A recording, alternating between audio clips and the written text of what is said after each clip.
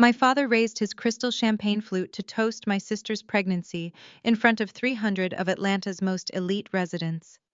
He called her unborn child the ultimate blessing and the very first grandchild to carry on our legacy. Then he looked right down from the stage at me, his 35-year-old unmarried disappointment of a daughter. He asked over the microphone when I was going to stop playing with other people's money and give the family a real legacy. I did not cry. I did not shrink away into the shadows. Instead, I stood up, walked straight up those carpeted steps, and handed him a framed photograph of a beautiful 9-month-old baby girl. I told him my turn was 9 months ago, and that he had been invited to the hospital, but his golden child had intercepted the mail to hide the truth. Before I tell you exactly how this single photograph shattered my parents' carefully curated world and exposed a multi-million-dollar fraud, let me know where you are watching from in the comments below. Hit that like button and subscribe if you have ever had to burn down a toxic family empire just to protect your own peace. I sat at table 4, perfectly positioned, just outside the direct spotlight. This was exactly where my mother Vivian always wanted me. The country club in Buckhead was draped in white orchids and dripping with excessive wealth, hosting the celebration of my parents' 40th wedding anniversary.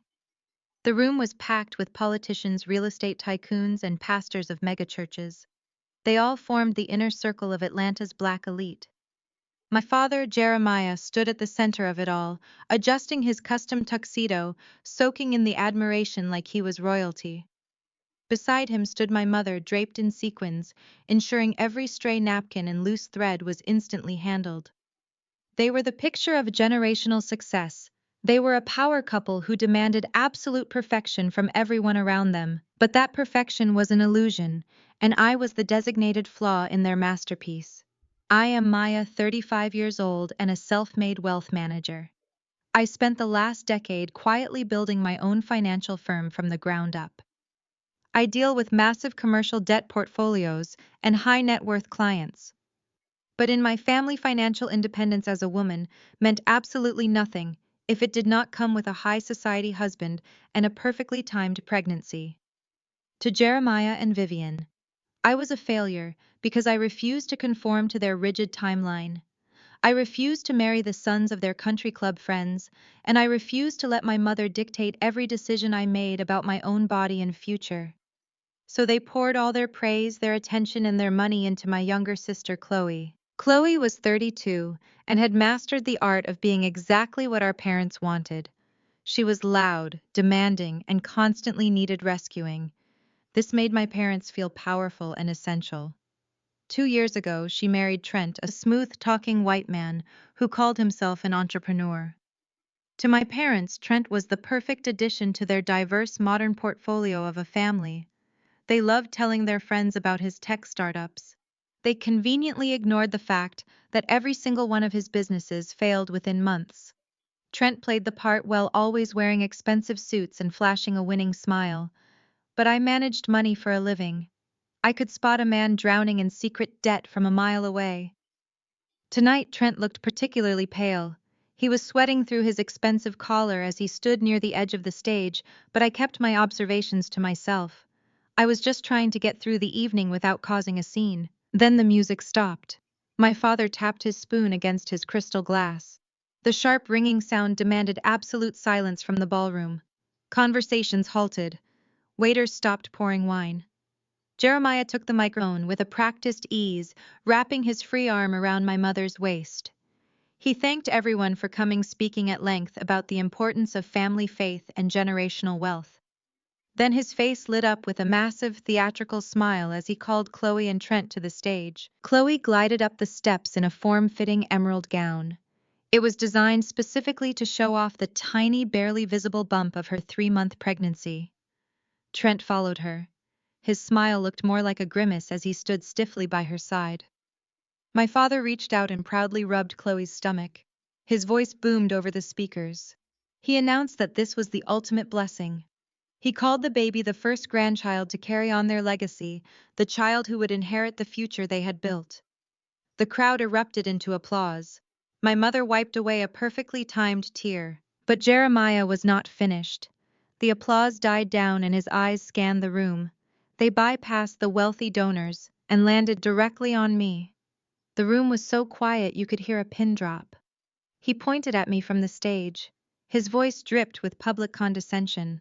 Maya, he said, his tone turning into a weapon. You are 35.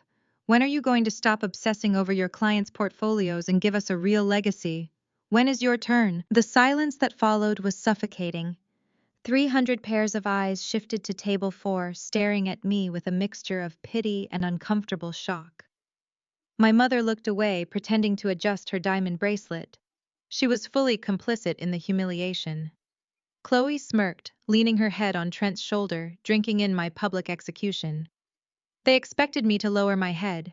They expected me to blush, to mumble a polite excuse, and to accept my place as the family scapegoat, just like I had done when I was a teenager. I had spent years swallowing my pride while my father belittled my achievements and magnified my sisters. Every holiday dinner, every family reunion, every Sunday service, there was always a comment about my unnatural obsession with my career and my failure to provide them with the one thing they valued above all else.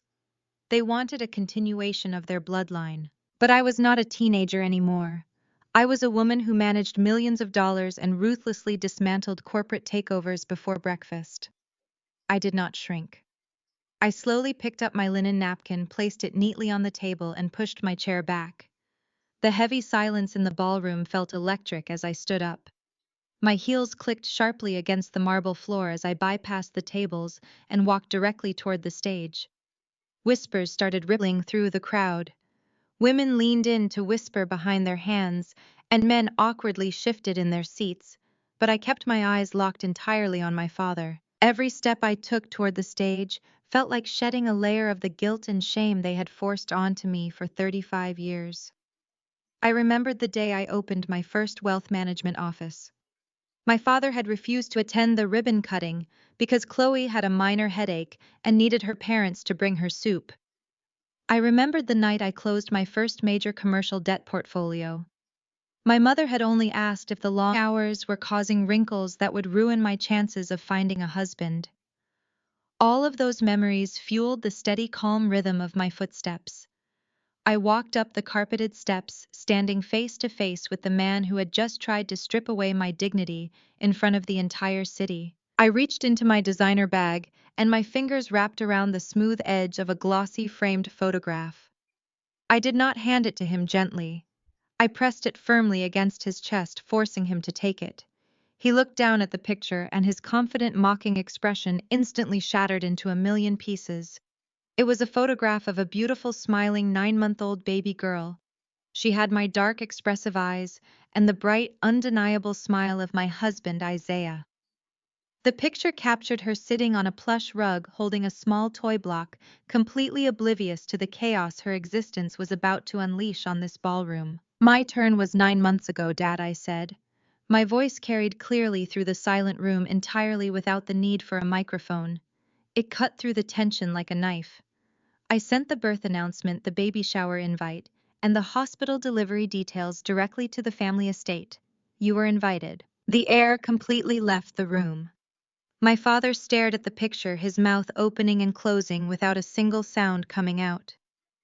The hand holding the microphone trembled, broadcasting a low, unsteady feedback noise across the ballroom. He looked from the photograph to me, his eyes wide with a mixture of shock and sheer disbelief. For a man who built his entire reputation on knowing everything that happened in his family and his business, realizing he had a 9-month-old granddaughter he knew absolutely nothing about, was a devastating blow to his ego. My mother, Vivian, reacted instantly. Her survival instincts kicked in to protect the perfect family image she had spent 4 decades curating. She gasped dramatically, her hands flying to her chest. Then she lunged forward and grabbed the microphone from my father's unresisting hand. Her voice echoed loudly, sharp and frantic. "You are lying to ruin your sister's moment," she shouted, pointing an accusing finger at me. "You have always been jealous of Chloe. You rented a baby picture just to steal the spotlight because you cannot stand to see anyone else happy." The crowd gasped again. A collective wave of shock rolled through the hundreds of seated guests. My mother's accusation was absurd, desperate, and completely in character. She had always painted me as the bitter, jealous older sister whenever Chloe's actions needed defending. Chloe immediately leaned into the performance. She brought her hands to her face and let out a loud, theatrical sob. She pressed her face against Trent's shoulder, crying about how cruel I was to ruin the most important night of her life. My parents' friends at the front tables began to murmur in sympathy for the golden child, casting judgmental glares in my direction. But I had come prepared for this exact reaction. I did not raise my voice, and I did not argue with my mother's hysterical claims. I simply reached back into my designer bag and pulled out a small folded piece of paper. I unfolded it slowly, making sure every movement was deliberate and visible to the crowd. It was a certified mail delivery receipt. I held it up, turning it so the bright overhead lights caught the official postal service stamps and the clear, undeniable signature at the bottom. "I am not lying, Mom," I said, keeping my tone perfectly level. "I sent every single piece of mail regarding my pregnancy and my daughter's birth via certified delivery because I knew this exact thing would happen." I looked directly at my sister, who had suddenly stopped sobbing. Chloe has a very long, very documented history of intercepting my mail to control the narrative. She did it when I was 17, hiding my college acceptance letters so she could pretend I was failing. And she did it again 9 months ago. I tapped the signature line on the receipt. That is Chloe's signature right there. She signed for the birth announcement. She signed for the hospital details. She hid my daughter from you so she could stand on this stage tonight and pretend she was giving you the first grandchild. My father snatched the receipt from my hand. He stared at the signature, his eyes darting between the official document and his golden, sobbing daughter. The undeniable truth was staring him right in the face. Chloe had orchestrated a massive deception right under his roof, manipulating the entire family just to keep the spotlight firmly fixed on herself. Vivian tried to speak.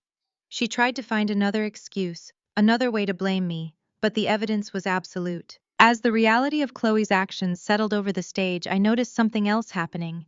It was something far more interesting than my sister's fake tears or my parents' crumbling pride. Trent, my white brother-in-law, was not comforting his weeping wife. He was not looking at the mail receipt or my angry parents. He was staring fixedly at the photograph of my baby girl, and he looked like he was about to pass out. All the color had completely drained from his face, leaving him a sickly pale shade of gray. His breathing was shallow and rapid. His eyes were wide with genuine, unadulterated panic. Trent swayed slightly, his expensive suit suddenly looking too big for him. He grabbed Chloe by the arm. His grip was so tight she flinched and dropped her hands from her face. The theatrical sobbing vanished, replaced by a look of confusion as she stared at her husband. Trent leaned in close to her. He completely ignored the microphone, my parents, and the hundreds of guests watching their every move. His voice was a harsh, desperate whisper, but in the dead silence of the stage I heard every single word. "You said the trust was guaranteed," Trent hissed. His eyes darted frantically toward my father and back to the photograph of my daughter. "You told me your baby was the firstborn.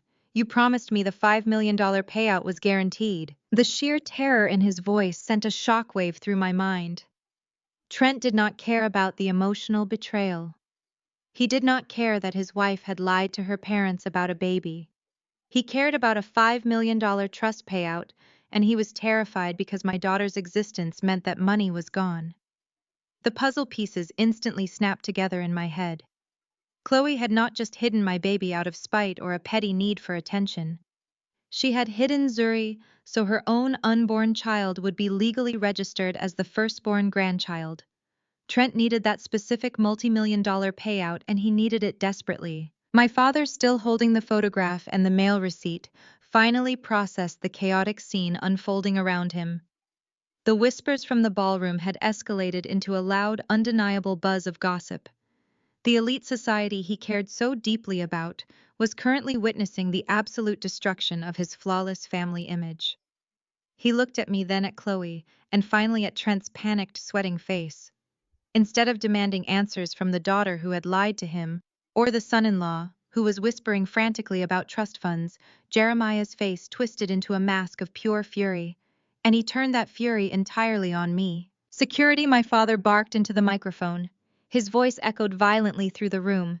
"Clear the stage. We are moving this to the private antechamber right now." The heavy wooden doors of the VIP antechamber slammed shut behind us, cutting off the noise of the ballroom and trapping us in a tense, airless silence. The room was designed for private country club meetings lined with leather chairs and dark mahogany walls. But right now, it felt like a prison cell. Isaiah, my husband, had followed me closely from table 4, standing tall and calm by my side. He was a corporate attorney, a man who made his living navigating high-stakes conflicts with absolute precision. He placed his hand on the small of my back. It was a silent anchor of support as the family explosion finally detonated. My father did not confront Chloe about stealing the mail. He did not ask Trent why he was hyperventilating about a trust fund payout. Instead, he turned his entire massive presence toward me. His face twisted with a rage he could no longer hide behind a microphone. "You had a child out of wedlock and hid her from this family," he shouted, his voice vibrating off the wood-paneled walls. "You embarrassed me in front of my board members, my investors, the entire congregation. How dare you drag your personal shame onto my stage and humiliate this family?" Isaiah stepped forward before I even had to open my mouth. He reached into the inner pocket of his tailored suit jacket and pulled out a crisp, folded document. He calmly placed it on the heavy wooden table sitting between us and my father.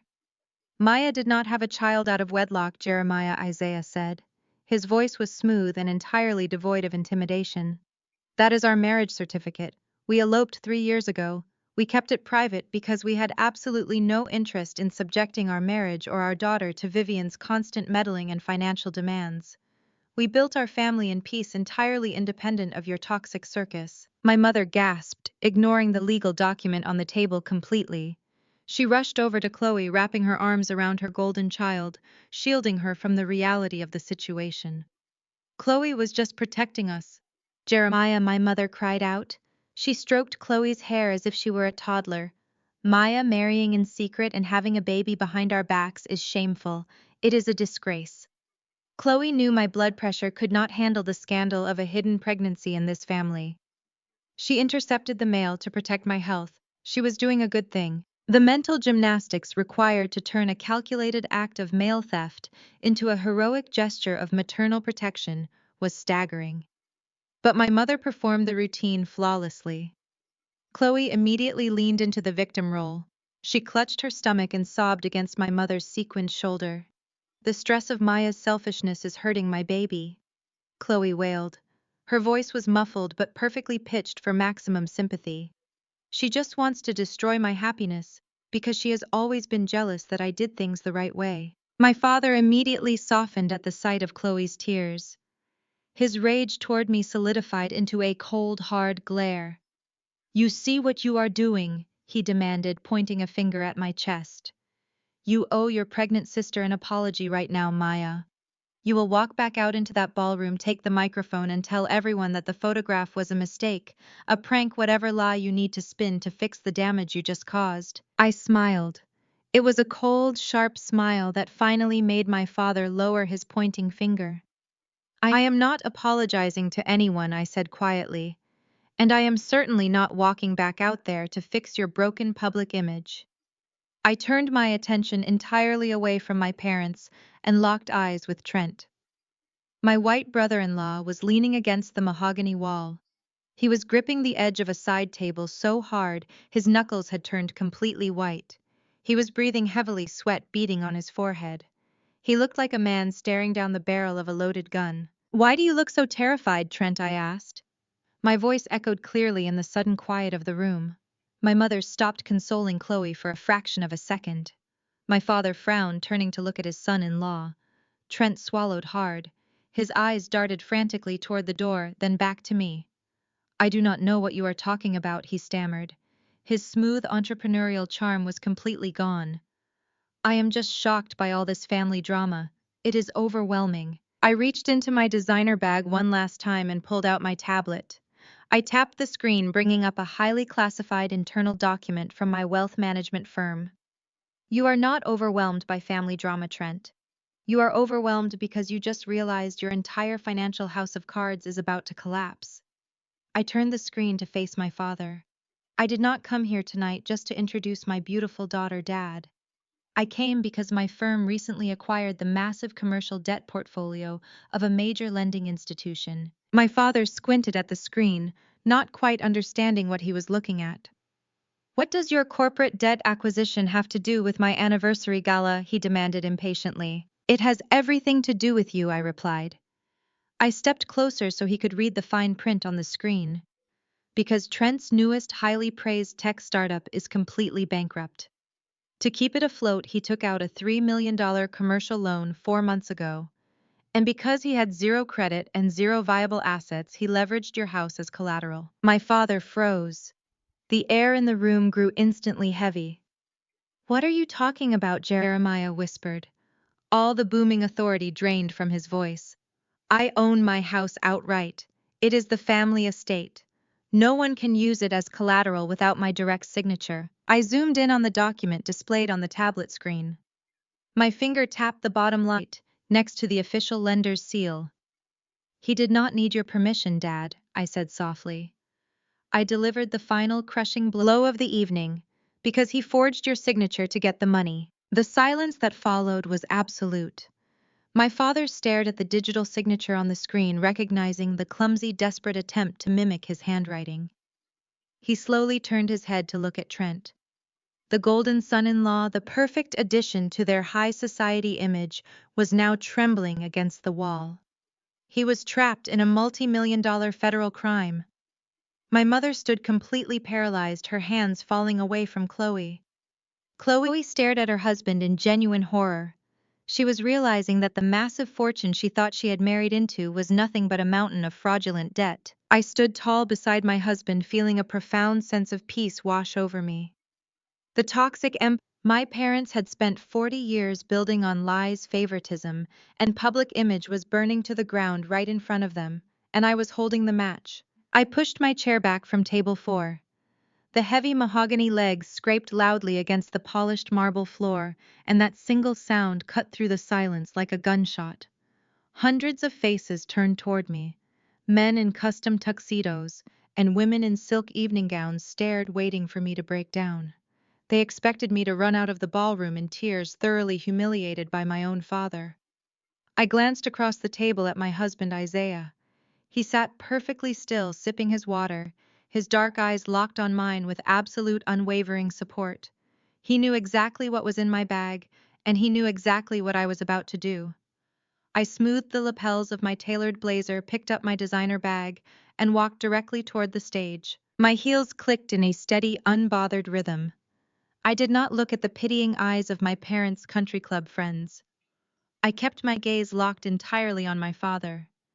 Every step I took toward the stage felt like shedding a layer of the guilt and shame they had forced onto me for 35 years. I remembered the day I opened my first wealth management office.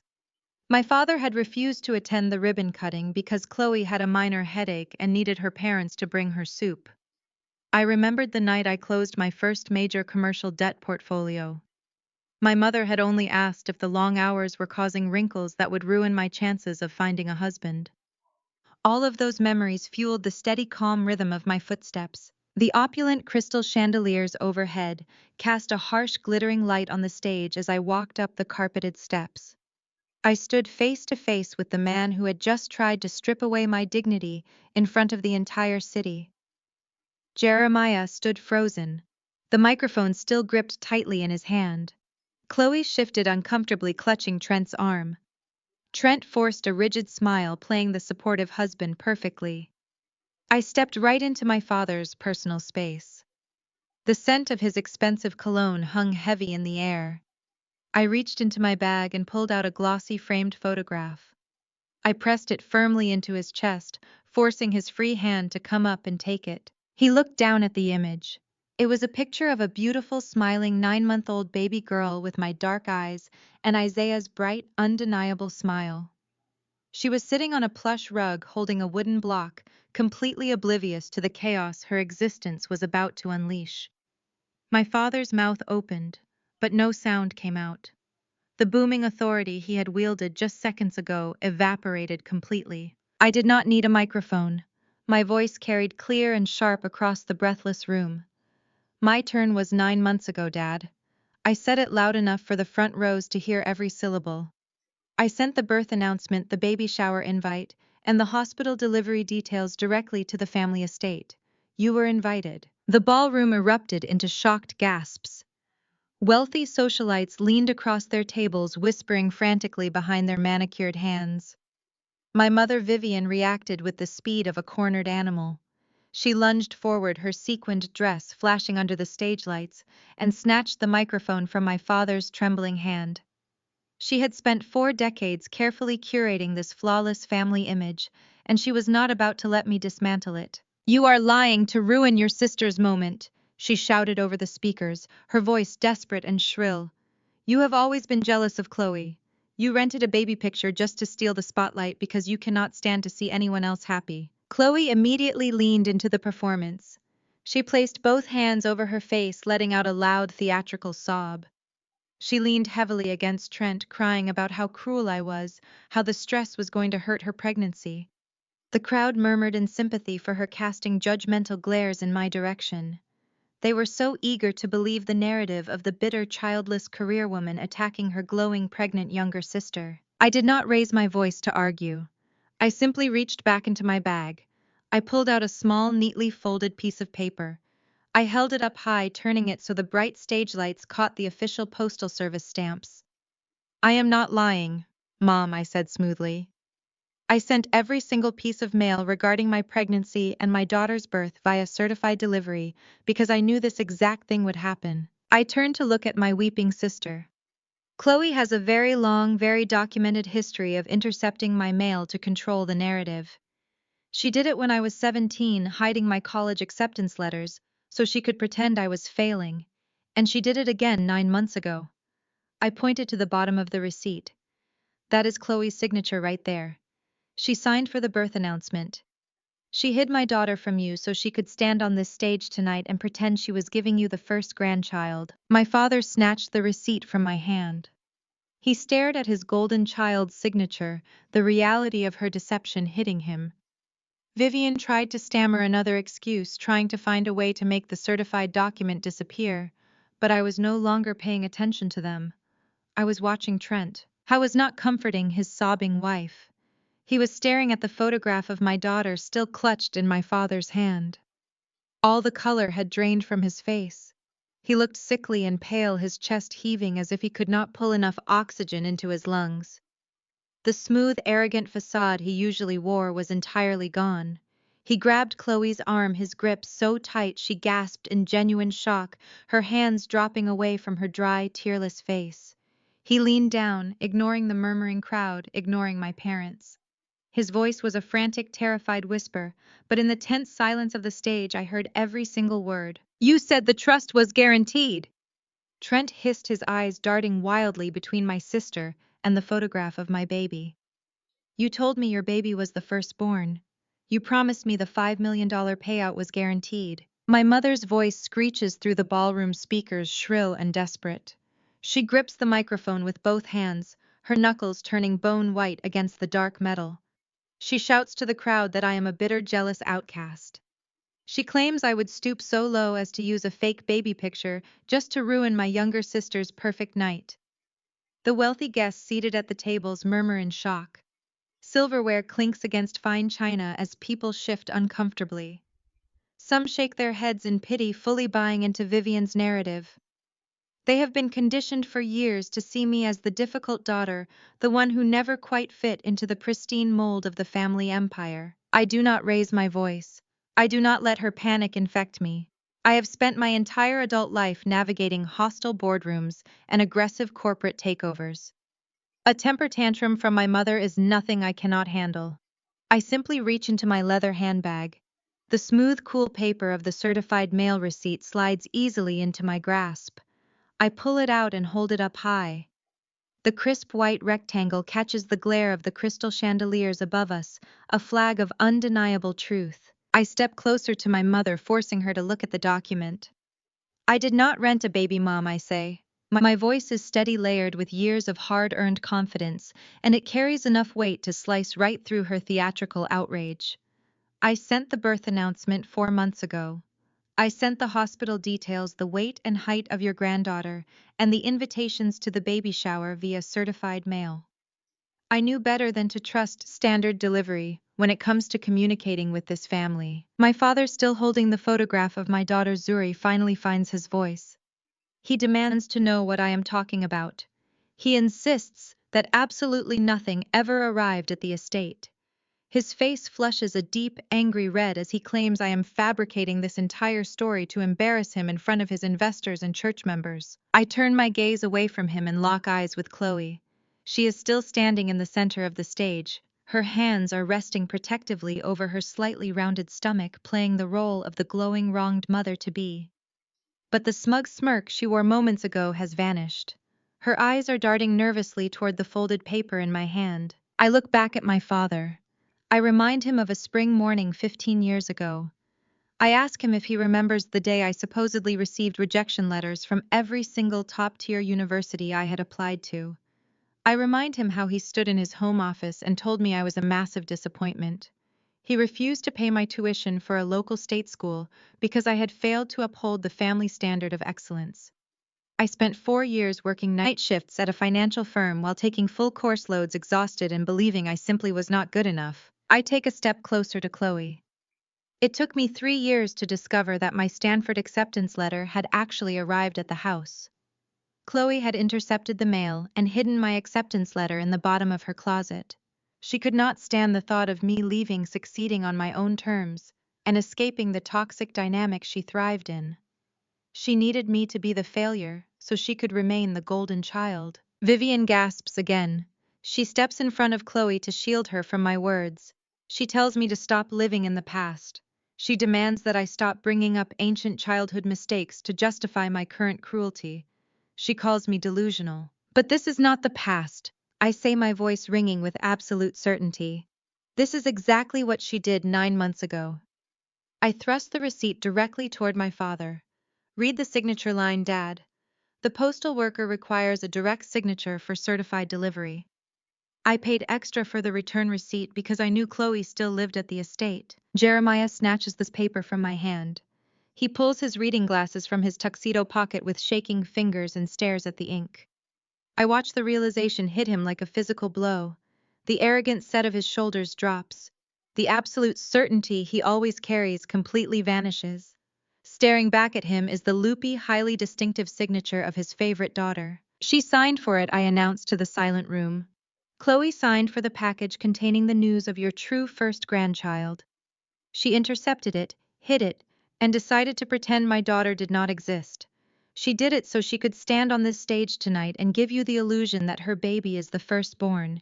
She manipulated you, Dad, just like she always does, to keep the spotlight entirely on herself. The grand illusion shatters. The perfect family facade my parents have guarded with their lives crumbles into dust on that stage. My father slowly lowers the paper, turning his head to look at Chloe. He asks her if it is true. His voice is barely a whisper, but it carries a terrifying razor-sharp edge. Chloe realizes she is completely trapped. The golden child routine will not work when the physical evidence is written in black and white ink. So she immediately deploys her ultimate defense mechanism. She gasps loudly, her hands flying to her throat. She stumbles backward, her designer emerald heels catching on the carpeted stage. She begins to hyperventilate, taking short, dramatic, heaving gasps of air. She cries out that I am attacking her, that the stress is causing her physical pain. She clutches her stomach, sinking to her knees, sobbing that I am putting her unborn baby at serious risk. It is a masterful, calculated performance. Vivian drops the microphone. The heavy thud and subsequent feedback screech through the speakers, making several guests cover their ears. Vivian falls to her knees beside Chloe. She wraps her arms around her youngest daughter, glaring up at me with pure hatred, screaming that I am an absolute monster for endangering a pregnant woman. But I am not looking at Chloe's fake tears. I am not looking at my mother's furious, enabling glare. My eyes are fixed entirely on Trent. My sister's husband has not moved to comfort her. He is not kneeling on the floor holding her hand or demanding that I back away. Trent is standing completely frozen. His smooth, wealthy entrepreneur persona has entirely evaporated. He is staring at the framed photograph of Surry, which my father dropped onto the stage floor in his shock. Trent is pale. His skin has turned a sickly ash-gray color under the bright stage lights. Sweat is actively beading at his temples and rolling down his neck, staining the collar of his expensive dress shirt.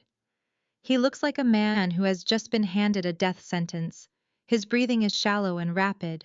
His eyes are wide with a sheer terror that has absolutely nothing to do with family drama intercepted mail or his wife's supposed panic attack. As the murmurs of the crowd swell into a chaotic roar, and my mother continues to shout for a waiter to bring a glass of water, Trent suddenly moves.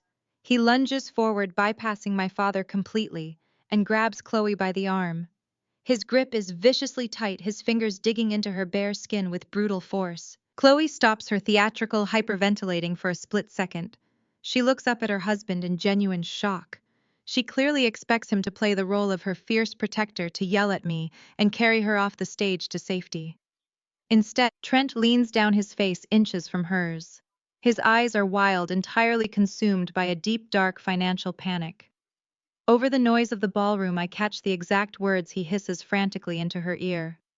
"You said the trust was guaranteed." The words hung in the air between my sister and her husband, a venomous secret completely ignored by my father. Jeremiah did not care about trust funds. He did not care about intercepted mail or certified delivery receipts. He only cared about the 300 elite guests watching his perfect family crumble under the bright stage lights.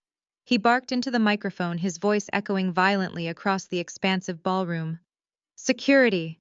Clear the stage immediately. We are moving this to the private antechamber right now." Two massive security guards in dark suits materialized at the base of the carpeted steps. They marched up with military precision and began ushering us toward the side exit. The walk through the ballroom felt like a slow-motion parade of absolute humiliation, but I refused to bow my head. I kept my chin high, my posture perfectly straight, my heels clicking a steady, unbothered rhythm against the hardwood floor. Beside me, Isaiah walked with the relaxed, predatory grace of a man who held all the winning cards in his pocket. On the other side of the guards, the contrast was pathetic. Chloe stumbled deliberately, leaning all her dead weight on my mother, gasping for air in her entirely manufactured panic attack. Trent trailed behind them, dragging his feet like a man walking to his own execution, his eyes completely hollow and unfocused. The heavy mahogany doors of the VIP antechamber swung open. We filed inside, and the security guards pulled the solid doors shut behind us. The sudden silence was deafening. It cut off the smooth jazz band and the frantic buzzing whispers of the Atlanta elite. The antechamber smelled of expensive cigar smoke, aged leather, and harsh floor polish. It was a room specifically designed for quiet handshakes, exclusive networking, and backdoor deals. It was not built to contain a family implosion of this magnitude. Jeremiah did not waste a single second. He did not turn to Chloe and demand to know why she had committed a federal offense by stealing my mail. He did not look at Trent, who had collapsed heavily into a high-backed leather chair, burying his sweating face in his hands.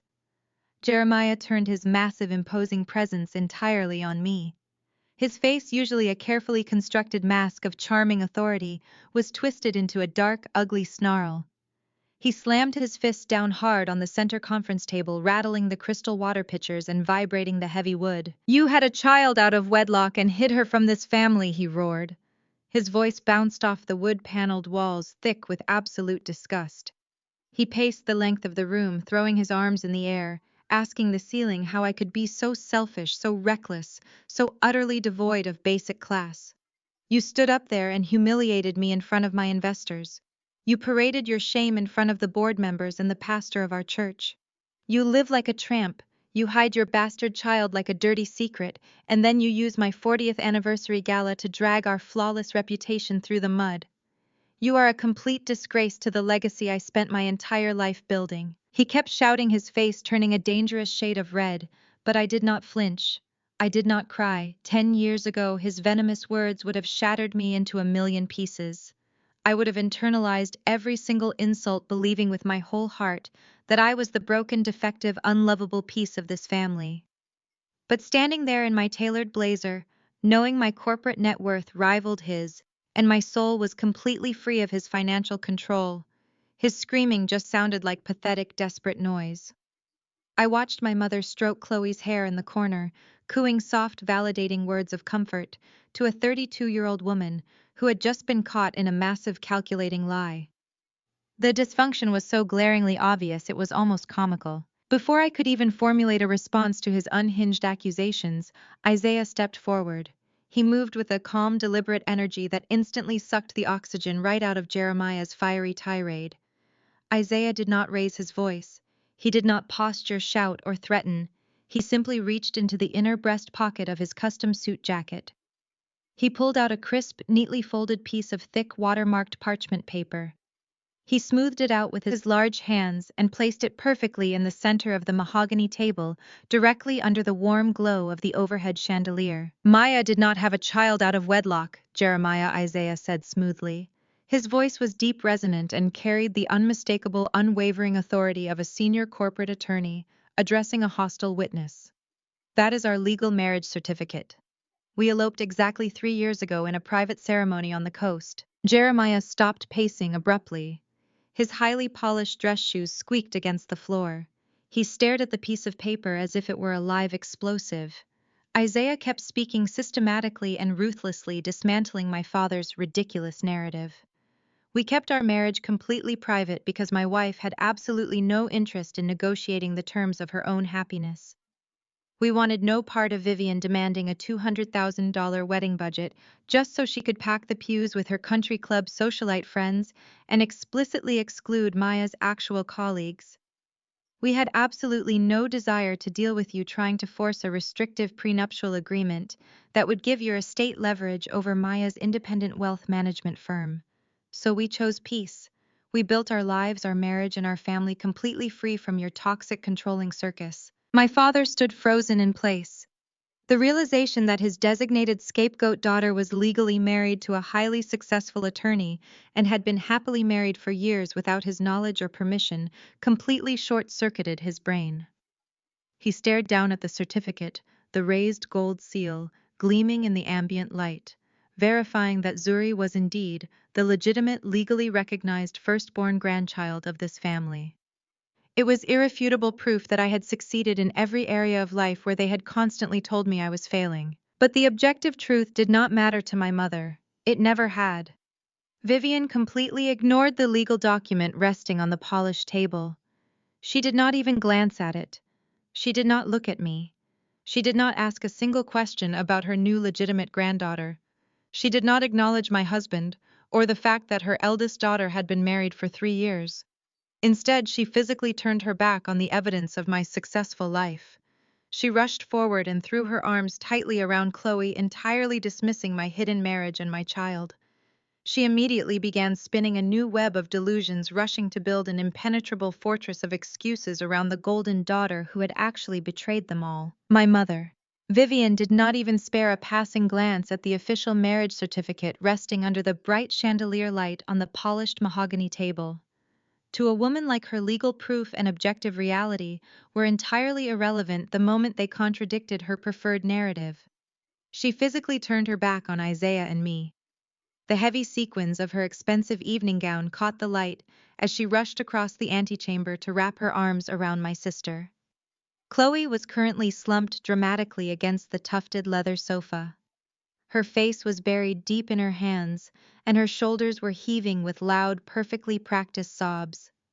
Vivian stroked her hair with frantic, soothing motions, glaring at me over Chloe's shaking form with a look of absolute, unadulterated venom.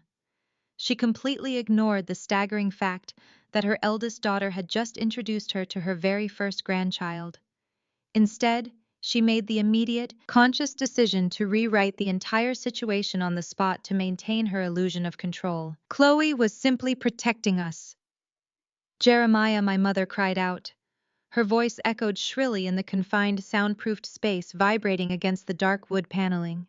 She pulled Chloe tighter against her chest, casting me as the ultimate villain in her distorted reality. Maya sneaking around the city, marrying in secret, and having a baby behind our backs is shameful. It is a complete and utter disgrace to everything this family stands for. Chloe knew my blood pressure could not possibly handle the public scandal of a hidden pregnancy in our social circle. She intercepted that mail to protect my health and to protect your reputation. She was doing a good thing. She was being a loyal daughter. I stood there in the center of the room, listening to the sheer, breathtaking absurdity of her logic. My mother was actually attempting to frame federal mail theft and a 9-month campaign of deception as an act of pure filial devotion. It was a masterclass in psychological manipulation. In Vivian's twisted world, my legal marriage and perfectly healthy child were a scandalous disgrace that needed to be punished. But my younger sister manipulating the entire family was a heroic act of protection that demanded immediate comfort. Hearing our mother's ridiculous defense, Chloe immediately recognized her opening and leaned heavily into her role as the fragile, victimized golden child. She let out a loud, theatrical wail and clutched her slightly rounded stomach with both hands. She looked up at my father, ensuring her mascara was smudged just enough to look suitably distressed, but still photogenic for the cameras waiting outside. "It is true," Daddy, Chloe gasped. Her breath caught in a broken rhythm that belonged on a daytime television drama. I saw the mail arrive at the house, and I just panicked. I knew how much it would hurt you and Mom to find out Maya shut you out of her life on purpose. And now she is doing this tonight right in front of all your important friends and investors. She just wants to destroy my happiness. She has always been jealous of me because I do things the right way. Chloe squeezed her eyes shut and let out a sharp, piercing cry, doubling over slightly on the leather sofa. The stress of her selfishness is hurting my baby. I can physically feel it. She is trying to cause a medical emergency because she is so bitter and hateful. The manipulation was brutally transparent to anyone paying attention, but my father had spent his entire adult life wearing custom-made blinders when it came to his youngest daughter. The very second Chloe mentioned her unborn child being in distress, Jeremiah's entire demeanor shifted. The genuine confusion and shock that had temporarily paralyzed him just seconds ago melted away completely. It was replaced entirely by an overbearing, aggressive need to protect his favorite child from the monster he believed I was. He stepped away from the table where my valid marriage certificate lay ignored. He marched over to stand like a sentinel beside his weeping daughter. He placed a heavy, comforting hand on Chloe's shoulder, validating her fake performance completely. Then he turned his furious, dark gaze back to me. His chest puffed out as he fully embraced his role as the righteous patriarch defending the innocent. "Look at what you are doing to your pregnant sister," Jeremiah boomed. His voice vibrated with misplaced authority and deep-seated arrogance. "You come in here with your pathetic secrets and your spite, deliberately trying to cause a medical emergency on the most important night of her life. You are selfish, Maya. You have always been a selfish, difficult child. I do not care about your piece of paper on that table. I do not care about your excuses. You will apologize to Chloe right this second. You will beg for her forgiveness for causing this kind of physical distress, and then you and your husband will leave my property immediately before I have security throw you out into the street." The sheer breathtaking audacity of his demand hung heavy in the stale air of the VIP room. He wanted me to apologize for existing. He wanted me to apologize for exposing a massive lie that had deliberately stolen my daughter's rightful place in this family. He actually expected me to bow my head, swallow my pride, and beg for forgiveness from the very woman who had actively tried to erase my child from reality. Isaiah shifted his weight beside me. His jaw tightened dangerously as he prepared to step forward and shut my father down, but I placed a firm, gentle hand on his arm to stop him. I did not need my brilliant attorney husband to fight this specific battle for me. I had been waiting my entire life to fight it myself. I looked at my father standing tall and self-righteous in his expensive tuxedo. I looked at my mother viciously shielding the deceitful daughter she had molded in her own image. And I looked at Chloe peeking at me through her fingers to see if her performance had finally broken my spirit. 10 years ago, the combined weight of their disappointment would have crushed me. I would have cried. But tonight I did not feel an ounce of guilt. I felt absolutely nothing but a cold, hard, razor-sharp clarity. I smiled. It was a slow, freezing smile that held zero warmth and zero submission. The unexpected expression caught my father completely off guard, making his authoritative posture falter for a split second. "I am not apologizing to anyone in this room," I said. My voice was perfectly calm and completely steady in the face of their manufactured hysteria. "I am not apologizing for my marriage. I am not apologizing for my beautiful daughter, and I am certainly not apologizing to a grown woman who committed fraud just to keep herself in the spotlight." My father opened his mouth to shout another angry demand, but I cut him off by turning my head entirely away from my toxic blood relatives. I shifted my focus to the one person in the room who had remained completely silent since the heavy wooden doors closed. Trent was still leaning heavily against the dark mahogany wall near the corner of the room. He had not rushed to his wife's side when she cried out in pain. He had not offered a single word of support or comfort to the family he married into. He was physically present in the room, but mentally he was trapped in an absolute nightmare. His skin was slick with a cold, greasy sweat. His hands were shaking visibly where they gripped the edge of a decorative side table. I took a slow, deliberate step toward him, letting the silence stretch out until the entire room was forced to notice his bizarre, terrifying behavior. Chloe's fake sobbing slowly died down as she realized my attention was no longer on her.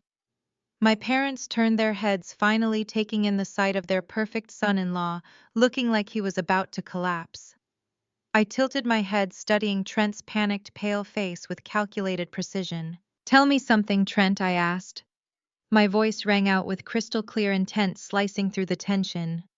"Why exactly do you look like you are about to throw up over a picture of a 9-month-old baby?" I repeat the question, my voice dropping to a low, lethal register that cuts through the lingering tension in the antechamber. "Why exactly do you look like you are about to throw up over a picture of a 9-month-old baby, Trent?" Trent opens his mouth, but only a pathetic, raspy sound escapes his throat. He takes a clumsy step backward, his shoulder bumping hard against the heavy leather armchair. He cannot tear his eyes away from the photograph still resting on the floor. His hands are trembling so violently that he has to shove them deep into the pockets of his tailored trousers just to hide the shaking. The golden boy, the charismatic entrepreneur my parents have spent years worshiping, is currently falling apart at the seams. Jeremiah steps into my line of sight, his face flushing a deep, dangerous purple. He attempts to reassert his dominance, puffing out his chest and throwing his shoulders back. "Stop harassing my son-in-law, Maya. You are completely out of line. You do not get to come in here, flaunt your secret mistakes, and then interrogate my family." Vivian immediately chimes in, her hand still rubbing soothing circles on Chloe's back. "We are not talking about Trent. We are talking about the physical distress you are causing your pregnant sister. You are sick, Maya. You need professional help." I ignore them both entirely. I do not spare them a single glance. I simply turn my back on my parents, walk over to the polished side table where I left my designer handbag, and reach inside. My fingers close around the cold, smooth aluminum casing of my iPad. I pull it out and tap the screen. The bright, sterile glow of the device illuminates my face, a sharp contrast to the warm, old money ambiance of the cigar room. I turn back to face my family. I look directly at my father, who is currently opening his mouth to deliver another blistering lecture about my lack of respect. "For the last 5 years, you have told everyone in your country club circle that my wealth management firm is just a cute little boutique project." I say, my voice perfectly level and projecting absolute authority. "You told your board members, your friends, and your investors that I was just playing with spreadsheets until I finally decided to give up and come crawling back to the family business." Vivian rolls her eyes, letting out a sharp sigh of exasperation. "We are not talking about your insignificant career right now, Maya. We are talking about the damage you are doing to this family tonight. We are talking about my career, Mom, because my career is the exact reason you are not about to be homeless." I shoot back. That single sentence wipes the arrogant condescension right off her face. Her hand freezes on Chloe's shoulder. Jeremiah's jaw snaps shut. The absolute certainty in my tone forces the room into a sudden, breathless silence. I tap the screen of my iPad, bypassing the security lock and opening a highly encrypted confidential file. 3 weeks ago, my firm finalized a massive corporate acquisition. We bought out the entire commercial debt portfolio of Apex Financial, one of the largest private lenders on the East Coast. It was a massive, ruthless corporate takeover. The exact kind of high-level financial maneuvering you always claimed I was fundamentally incapable of executing. Jeremiah scoffs, crossing his arms over his chest in a defensive posture. Congratulations on buying bad debt. What in the world does your little business deal have to do with you ruining my 40th anniversary gala? I walk slowly across the expensive Persian rug until I am standing directly in front of my father. I do not shrink back from his imposing height. I hold the iPad up the bright screen, forcing him to look at the document displayed there. I didn't come here tonight just to introduce my daughter, Dad.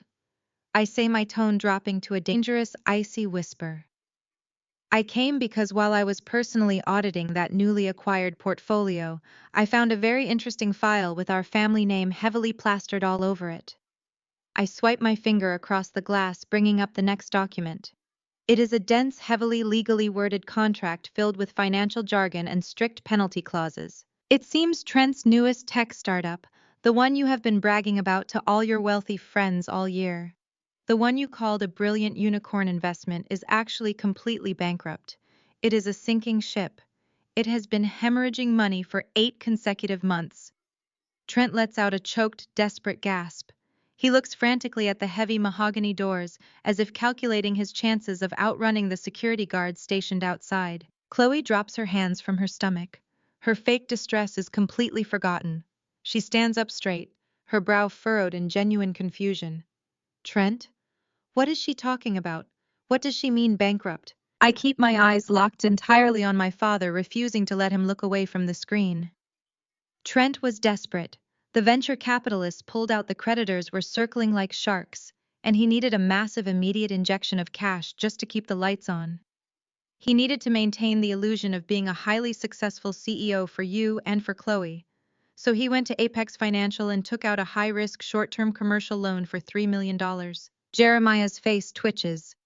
He looks over at Trent, then back to me, desperately trying to maintain his arrogant facade. Trent's business ventures are his own concern. $3 million is a drop in the bucket in the tech world. He has plenty of personal assets to secure a standard commercial loan like that. No, he does not. I correct him smoothly, dismantling his delusion piece by piece. Because Trent's personal assets are already leveraged to the absolute hilt. They are drained dry to pay for the luxury sports cars, the designer watches, and the lavish month-long European vacations. Chloe demands to keep up her flawless social media lifestyle. Vivian gasps, stepping aggressively forward. Do not speak about your sister's lifestyle. Trent is a provider. I ignore my mother and thrust the iPad closer to Jeremiah's chest. The bank required a physical high-value asset as collateral for a $3 million bailout loan. Trent did not have one. But you do. I watch the exact second the catastrophic reality pierces through my father's supreme arrogance. His eyes widen in horror.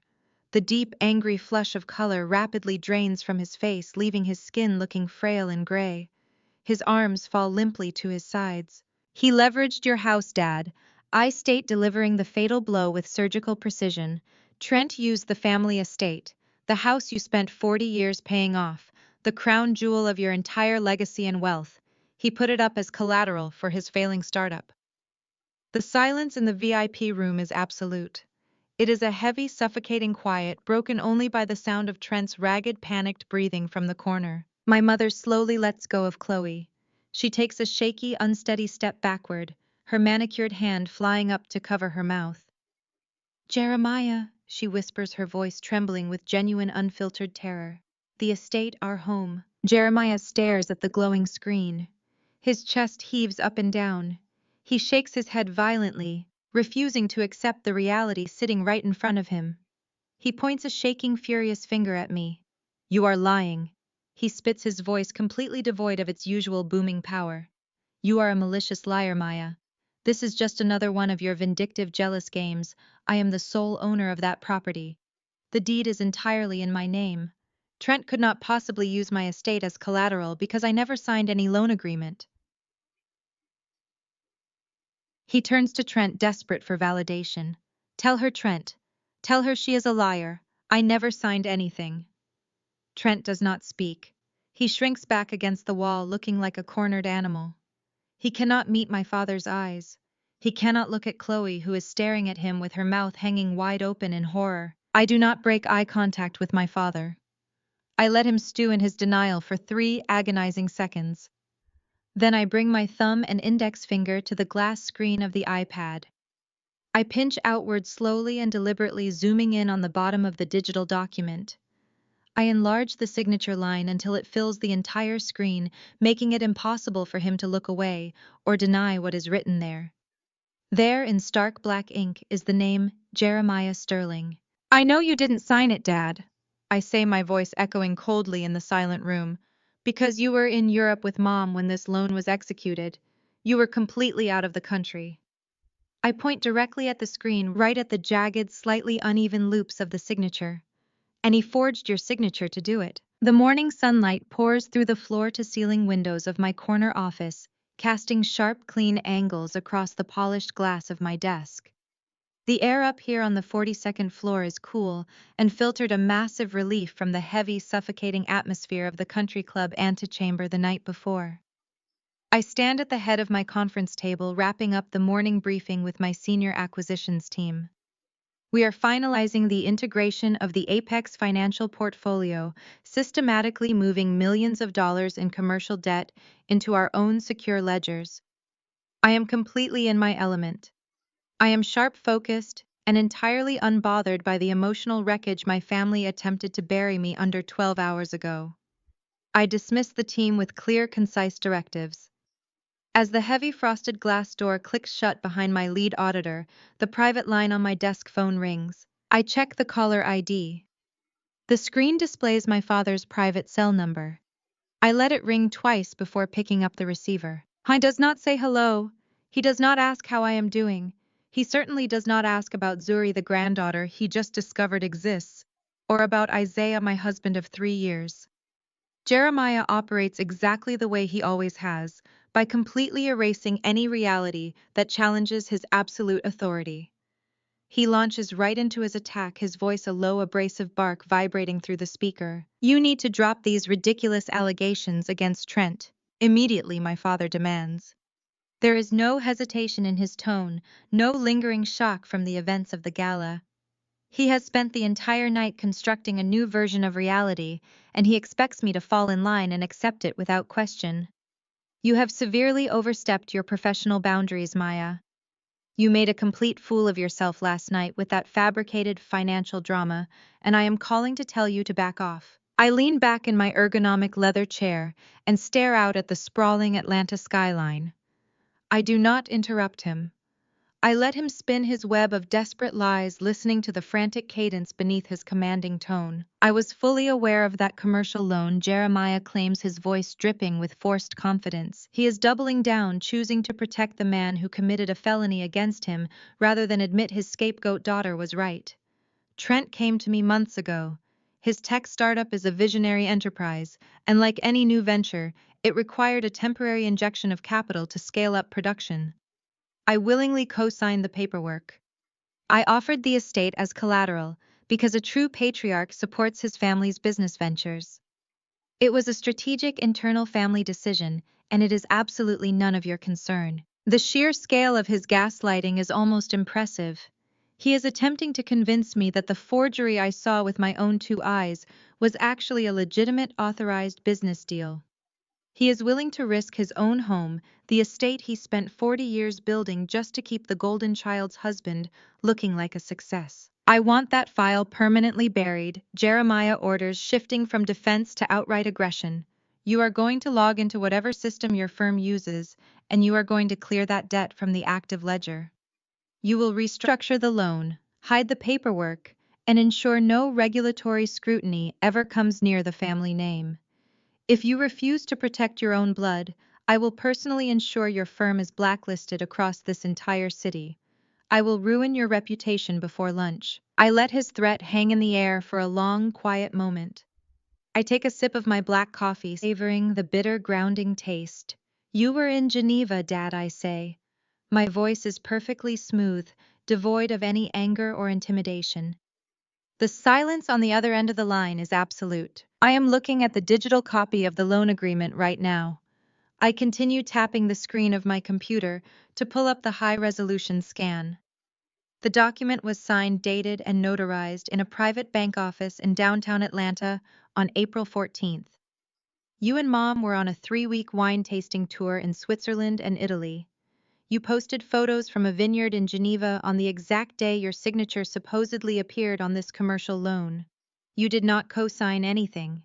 Trent forged your name and he bribed a notary to stamp it. He tries to stammer out an excuse, but I do not give him the space to breathe. You can lie to Mom, I tell him, my tone hardening into forged steel. You can lie to your country club friends, and you can certainly lie to yourself to save your precious ego. But do not ever call my office and attempt to gaslight me. I am the managing director of this firm. I own this debt now. I will not commit financial fraud. I will not bury a felony, and I will not compromise the integrity of my company to save a man who treated your life's work like a disposable ATM. The loan remains active. The payment is due in 30 days. If Trent defaults, I will personally initiate the foreclosure on your estate. I hang up the phone and place it face down on my desk. I do not feel an ounce of guilt. I feel a profound, sweeping sense of liberation. My father has made his choice. He has chosen to align himself with the liars and the frauds, and he will have to suffer the natural consequences of that loyalty. But as I stand up and walk over to the floor-to-ceiling window, my analytical mind begins to dissect the encounter. Jeremiah's reaction makes perfect dysfunctional sense. He is protecting his pride. But Trent's reaction at the gala last night is the anomaly I cannot ignore. I cross my arms, staring down at the tiny cars moving through the city streets far below. Trent was terrified when I revealed the fraudulent loan, which is the standard reaction for a man caught committing a massive financial crime. But that was not the moment he lost his mind. Trent looked like he was about to physically throw up when my father held the photograph of my daughter Surry. The panic did not consume him over the forgery. The panic consumed him over the baby. I replay the scene in the VIP room over and over in my head. I remember the sickly ash-gray color of Trent's skin. I remember the vicious way he grabbed Chloe's arm, completely abandoning his supportive husband routine. The words he hissed into her ear ring loud and clear in my memory. You said the trust was guaranteed. The math simply does not make sense. Why was Trent so desperate for $3 million in cold hard cash? Why did he risk a federal prison sentence by forging the deed to a house he did not own? He must have believed he had a guaranteed way to pay the money back before the loan matured, before my father ever found out about the lien on the estate. He banked his entire survival, his freedom, and his reputation on a massive impending financial windfall. You said the trust was guaranteed. My grandfather, the founding patriarch of the family wealth, had established a highly secretive generational trust before he died 20 years ago. The details were kept strictly under wraps by my parents, used only as a vague threat or a promised reward to keep Chloe and me in line. But whatever the terms were, Trent clearly believed Chloe had met them. He believed her pregnancy was the key to unlocking millions of dollars. But my daughter is 9 months old. The realization hits me with the force of a freight train.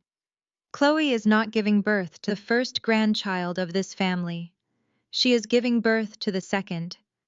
If my grandfather's trust was legally structured to release its funds upon the birth of the first legitimate heir of the next generation, then Chloe's child is entirely irrelevant. The trust belongs to Surry. That is why Chloe intercepted the certified mail. That is why she hid the birth announcement and the baby shower invitations. She was not just trying to keep the social spotlight on herself. She was trying to conceal the existence of my daughter long enough to secure a multi-million-dollar payout. She needed my parents and the trust executors to believe her baby was the firstborn. And Trent knew. He knew he needed that specific trust money to pay off the forged $3 million loan before Apex Financial foreclosed on his father-in-law's estate. My baby's existence did not just bruise Trent's ego, it instantly bankrupted him and exposed him as a felon. I turn away from the window and walk purposefully back to my desk. I open my secure terminal and begin typing. I need to bypass my father's legal team and gain direct access to the original founding documents of my grandfather's generational trust. The game has just shifted, and it is time to drop the hammer. The heavy glass door of my office swings open just as I pull my hands away from my keyboard. Isaiah walks in, bringing the rich, savory scent of garlic and roasted tomatoes with him. He is wearing his signature tailored charcoal suit, balancing two takeout containers from my favorite Italian bistro in one hand. In his other hand, he clutches a thick, heavily sealed legal dossier.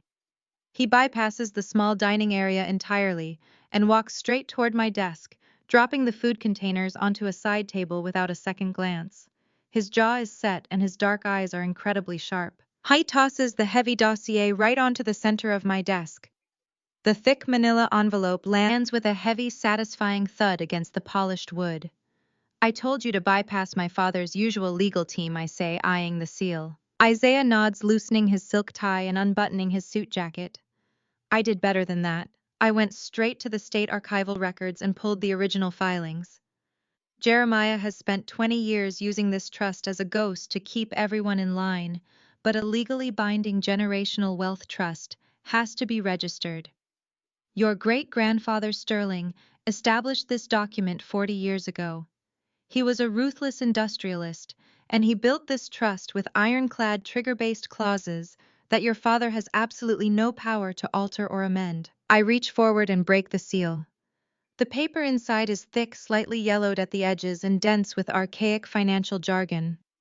I spread the documents out across the smooth surface of my desk. For the next 20 minutes, Isaiah and I do not touch our lunch.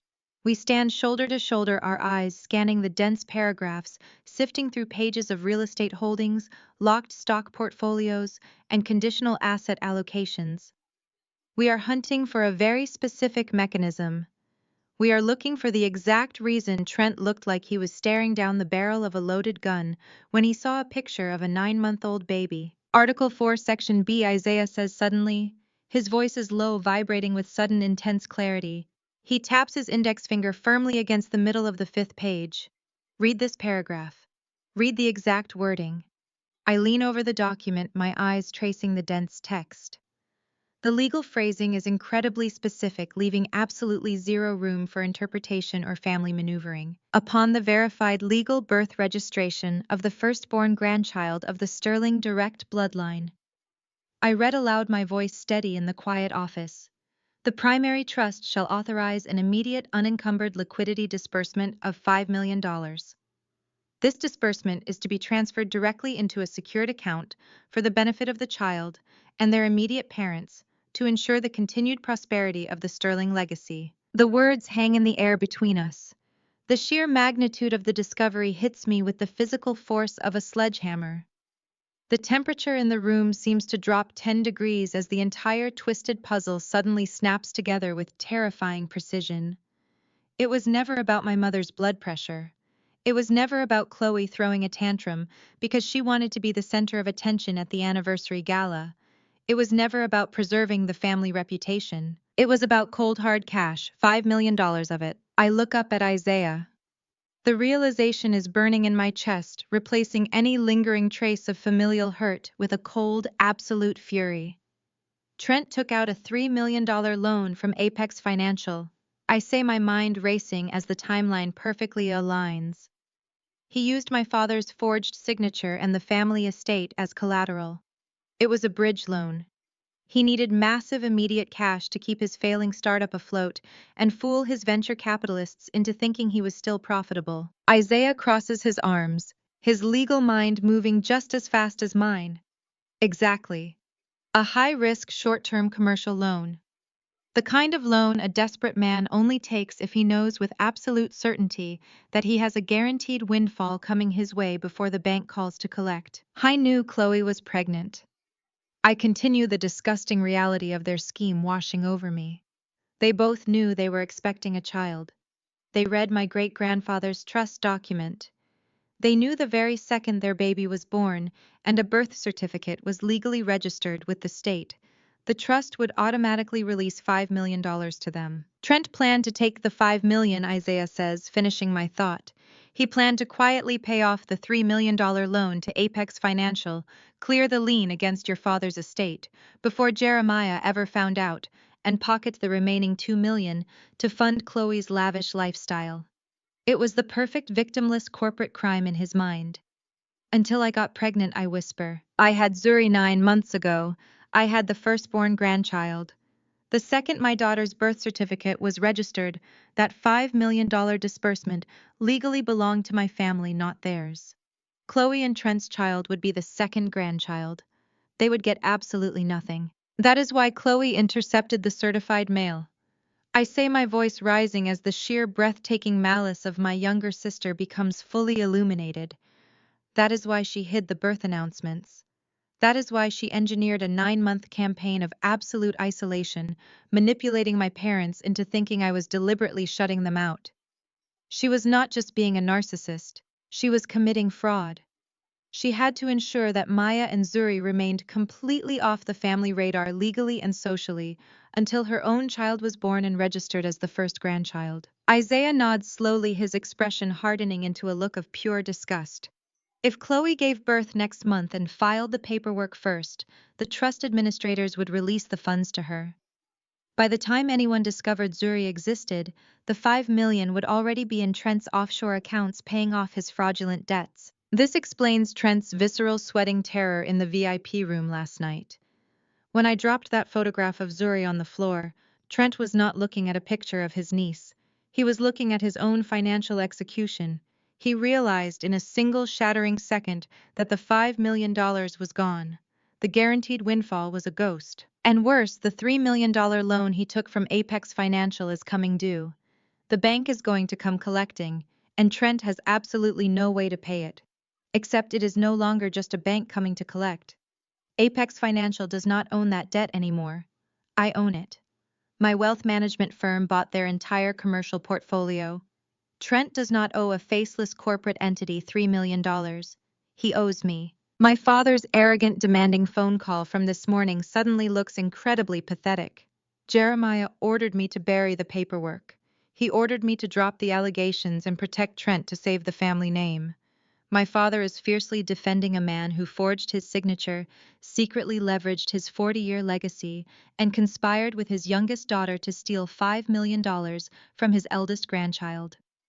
Jeremiah is violently protecting the very parasite that is actively bankrupting him. I reach out and place my hand flat against the thick trust document resting on my desk. The anger inside me solidifies into something dangerous, calculated, and totally unstoppable. Chloe and Trent thought they could erase my daughter from reality to fund their fake luxury lifestyle. They thought they could manipulate the entire family to steal what rightfully belonged to my child. I look up at Isaiah. A sharp, freezing smile spreads across my face. Call the asset recovery team, I tell my husband. My voice rings out with absolute lethal authority in the quiet office. Tell them to flag the Trent Sterling account. We are not waiting 30 days for the loan to mature. I want to initiate the preliminary foreclosure process on my father's estate today.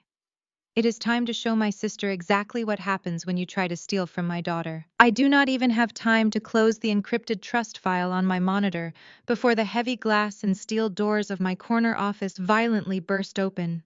They hit the doorstops with a sharp, echoing crack that makes my assistant let out a startled shriek from the reception bay. Trent shoves past her, completely ignoring the security protocols of my firm. He looks absolutely nothing like the polished, untouchable tech CEO who usually graces the covers of local Atlanta business magazines. His custom Italian suit jacket is wrinkled and hanging open. His silk tie is yanked down, resting loosely around his collar. His hair, usually styled to absolute perfection, is slicked to his forehead with cold sweat. He is breathing hard, his chest heaving as if he just sprinted up all 42 flights of stairs to reach my executive suite. My assistant rushes in right behind him, apologizing frantically and reaching for her security panic button. I raise my hand, giving her a sharp, silent signal to stop. I tell her it is fine and ask her to close the door behind her. Isaiah immediately steps away from the conference table, his tall frame shifting into a protective, highly alert stance. As a seasoned corporate attorney, he reads the manic desperation rolling off Trent in thick waves. He warns Trent that he has exactly 5 seconds to explain why he is trespassing in a secure financial firm before he has him arrested. Trent ignores Isaiah entirely. He zeroes in on me. He practically stumbles across the expansive room, his expensive leather shoes squeaking awkwardly against the polished hardwood floor. He reaches my desk and slams his hands down flat against the glass surface. He is shaking so badly that his gold cufflinks rattle against the glass. "You have to stop the foreclosure!"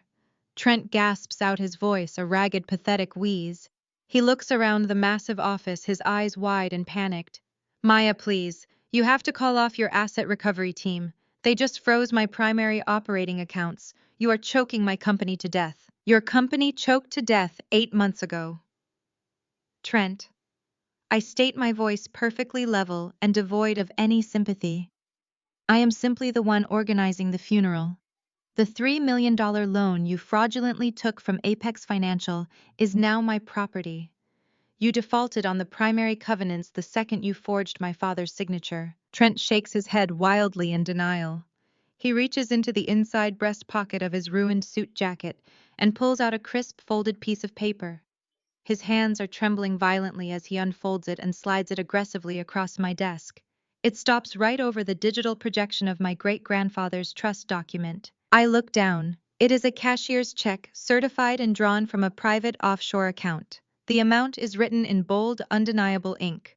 $500,000. It is made payable directly to me. "Take it," Trent begs, his voice cracking with sheer, unfiltered desperation. "Take the $500,000. It is clean, untraceable cash. You can deposit it today. Just keep your kid a secret for 6 more months. That is all I am asking you to do. Just give me 6 months." The sheer breathtaking audacity of his demand actually makes me pause. He is standing in my corporate headquarters, sliding a bribe across my desk, asking me to erase my child's existence so he can steal her birthright. "You want me to hide Surry?" I say, flatly repeating his insane request aloud to ensure I am hearing this correctly. "Yes," Trent practically sobs, leaning his weight heavily onto the desk. "You do not need the money, Maya. Look around you. You own a massive wealth management firm. You just bought out Apex Financial. You are wearing a watch that costs more than my entire car. You do not need that trust payout. But Chloe and I do. If Chloe gives birth and registers our baby first, the trust releases the $5 million to us immediately. I can pay off the Apex loan. I can clear the lien on your dad's estate. The family reputation stays perfectly intact. Everyone wins." Isaiah pulls his phone from his pocket, his expression hardening into pure disgust. He informs Trent that he is actively attempting to bribe a financial director to commit corporate and familial fraud, and that he is calling the police. Trent waves a frantic hand at Isaiah, dismissing him completely. "Chloe played the game, Maya. She stayed in Atlanta. She played the dutiful daughter. She went to all the country club dinners and rubbed elbows with your parents' obnoxious friends. She earned that money. You walked away. You do not get to come back 10 years later with a secret baby and steal her payout. I do not touch the check." I lean forward, resting my forearms on the desk, and lock eyes with him. "Let us get a few things perfectly clear, Trent," I say, dismantling his delusion piece by piece. "First, I am not stealing anything. My great-grandfather set up a legally binding trust for the firstborn grandchild of his bloodline. Surry was born 9 months ago. That money belongs to my daughter. It is her legal birthright. Second, you are currently offering me $500,000 of stolen leveraged cash to sign away $5 million. I run a wealth management firm. Do I look like someone who takes a 90% loss on an investment?" Trent's face flushes a deep, ugly red. The pathetic begging routine instantly vanishes, replaced by the cornered, vicious entitlement of a man who has completely run out of options. He realizes I am not going to play his game. He realizes the smooth-talking charisma that works on my parents has absolutely zero effect on me. He glares at me, his eyes bloodshot and wide with manic fury.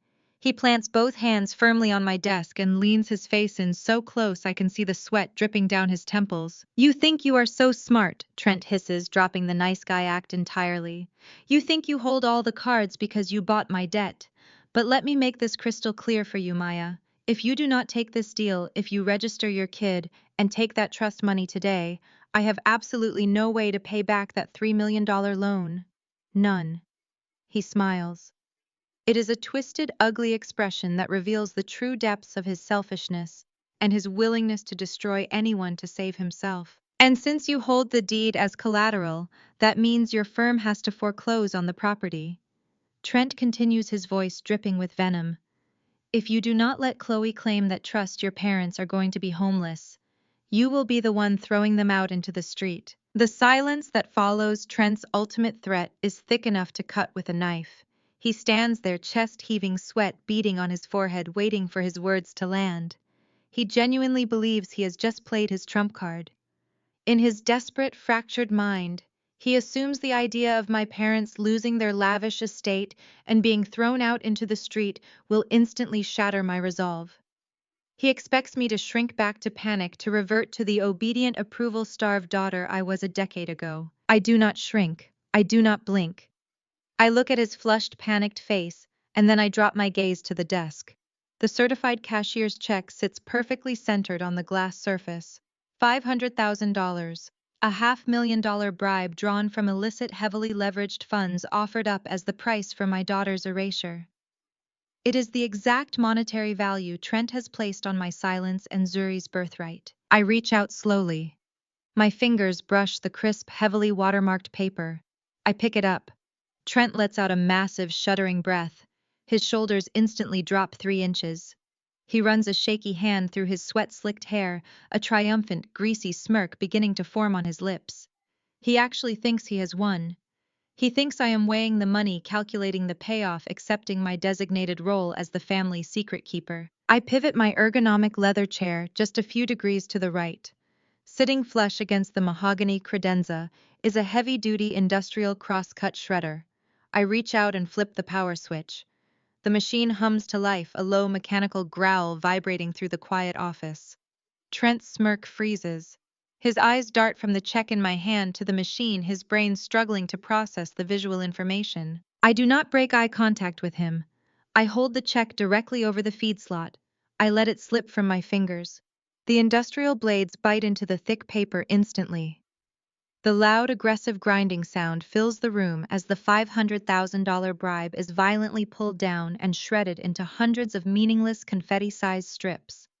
The entire transaction takes less than 4 seconds. Trent lets out a sound that I can only describe as a strangled, dying gasp. His face drains of all color, turning a sickly, translucent white.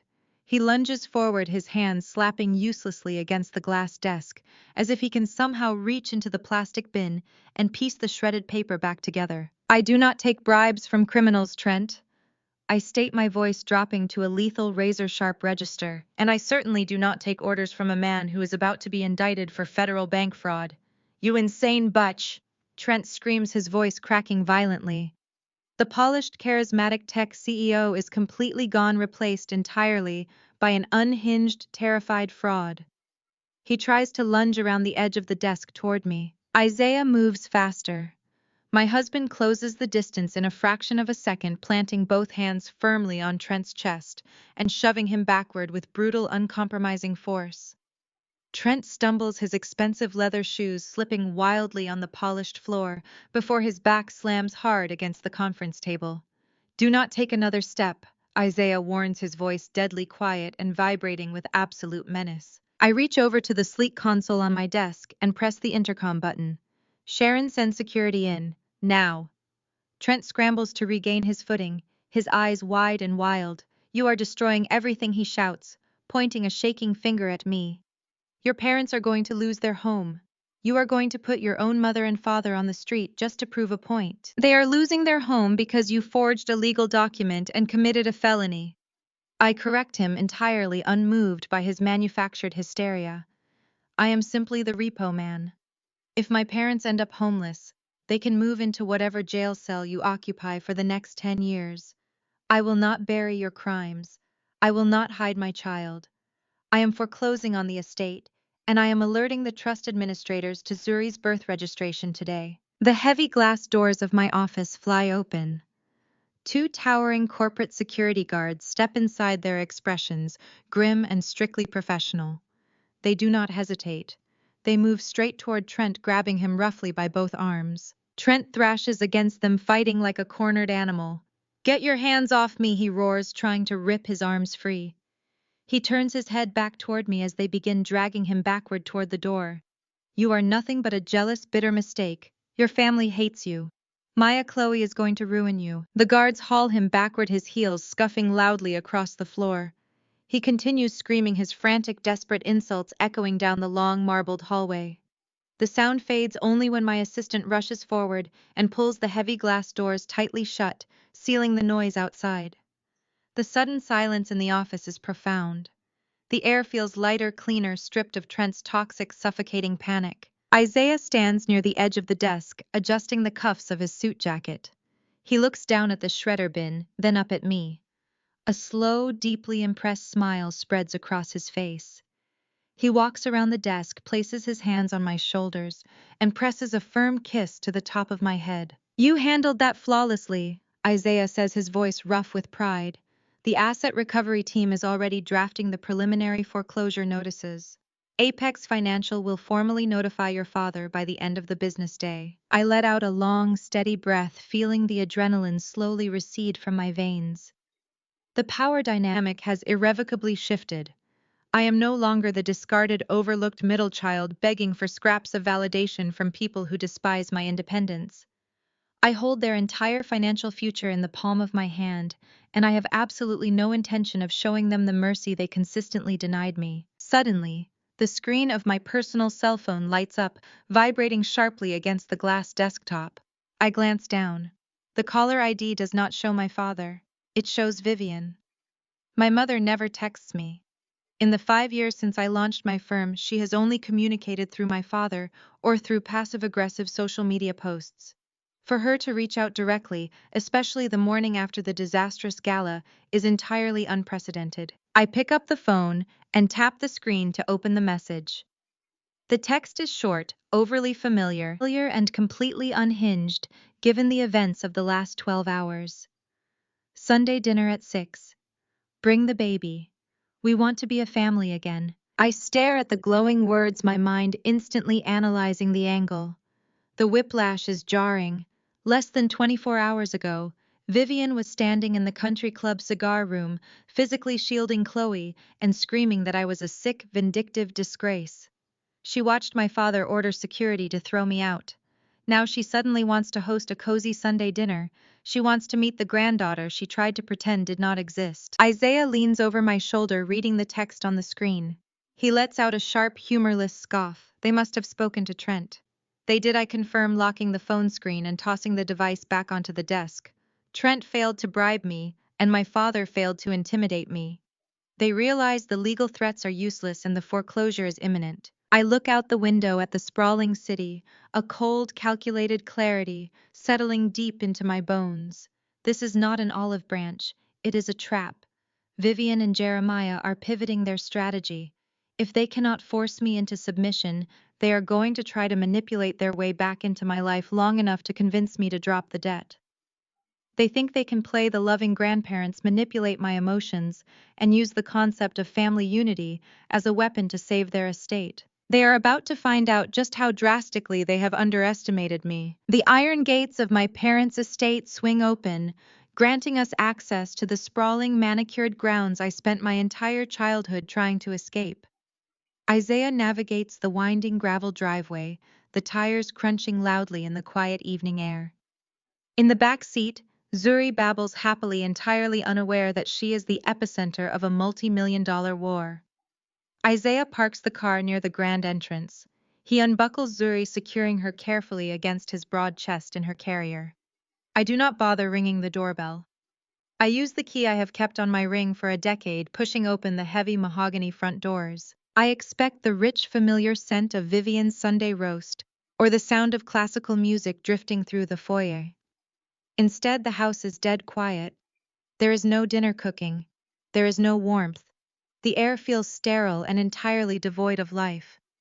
We walk past the darkened kitchen and step into the formal dining room. The scene waiting for us is staged like a corporate tribunal.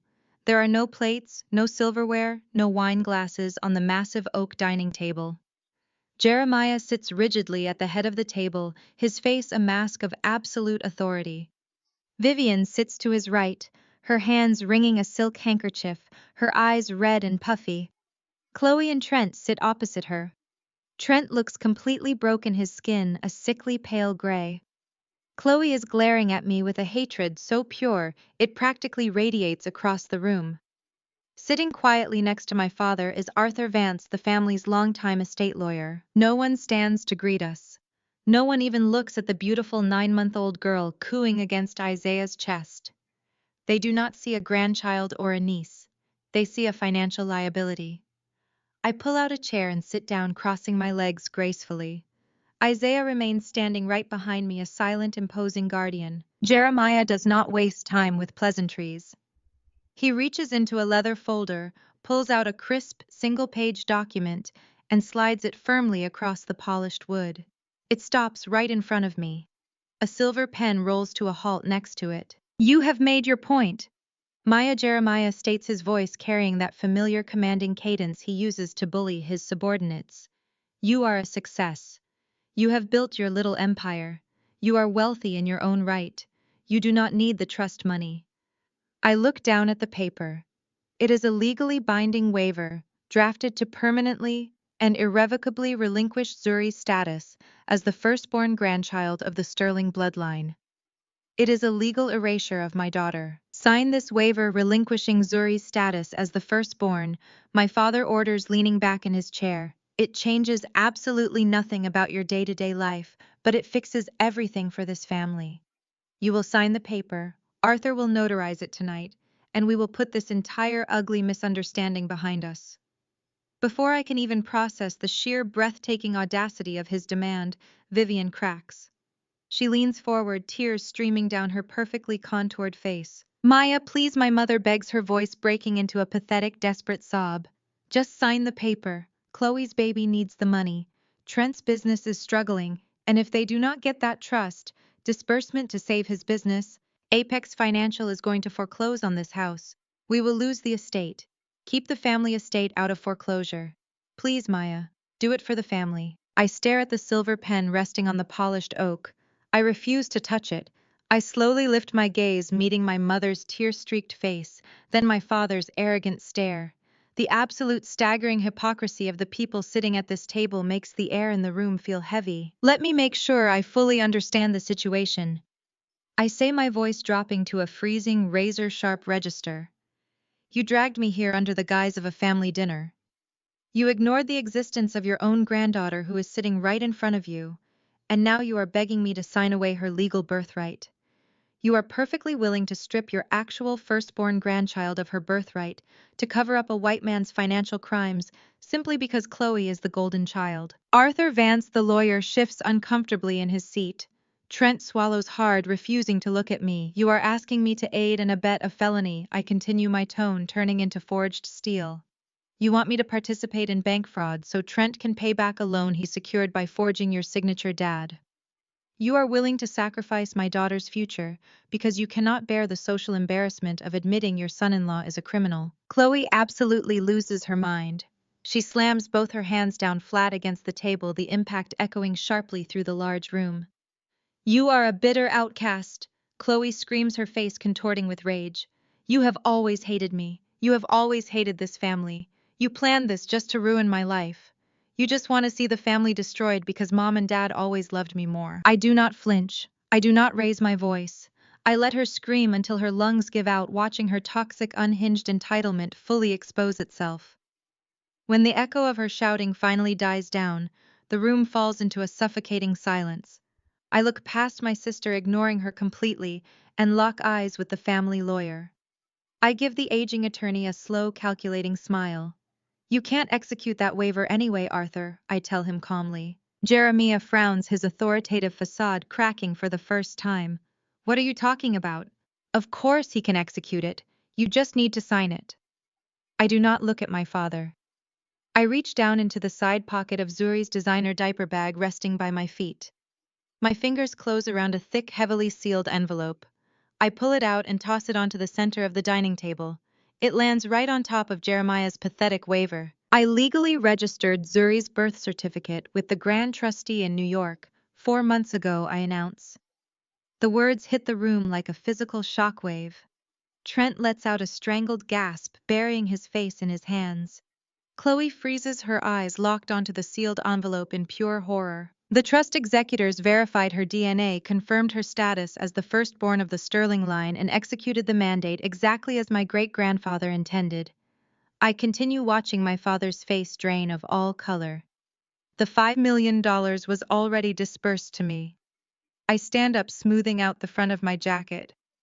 Isaiah steps back, resting a protective hand on Zuri's head. The money has been gone for months, I tell them, delivering the final fatal blow to their delusion. And I know exactly where it is.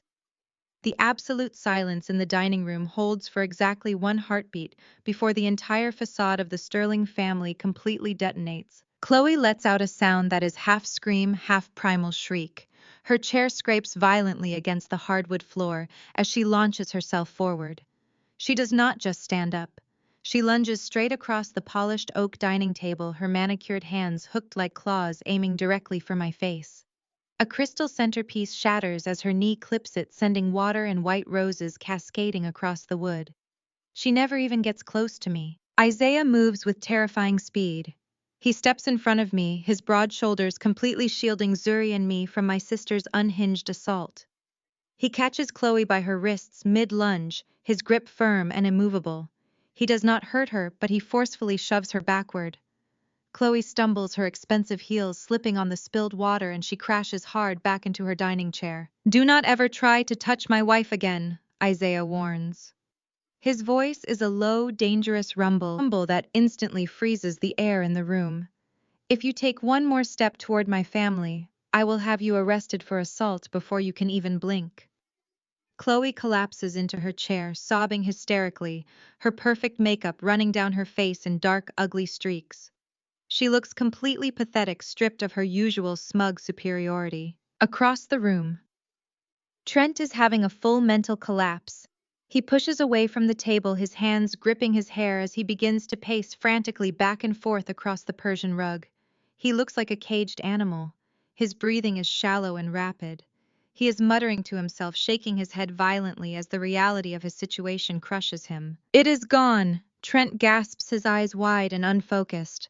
"The $5 million is gone. The bridge loan is due. Apex is going to liquidate everything. The investors are going to file federal charges. I am going to prison." "Shut up," Trent Jeremiah roars. My father shoots up from his chair. His face is a dark mottled purple, the veins in his neck bulging against his stiff white collar. The illusion of the calm, calculating patriarch has evaporated completely.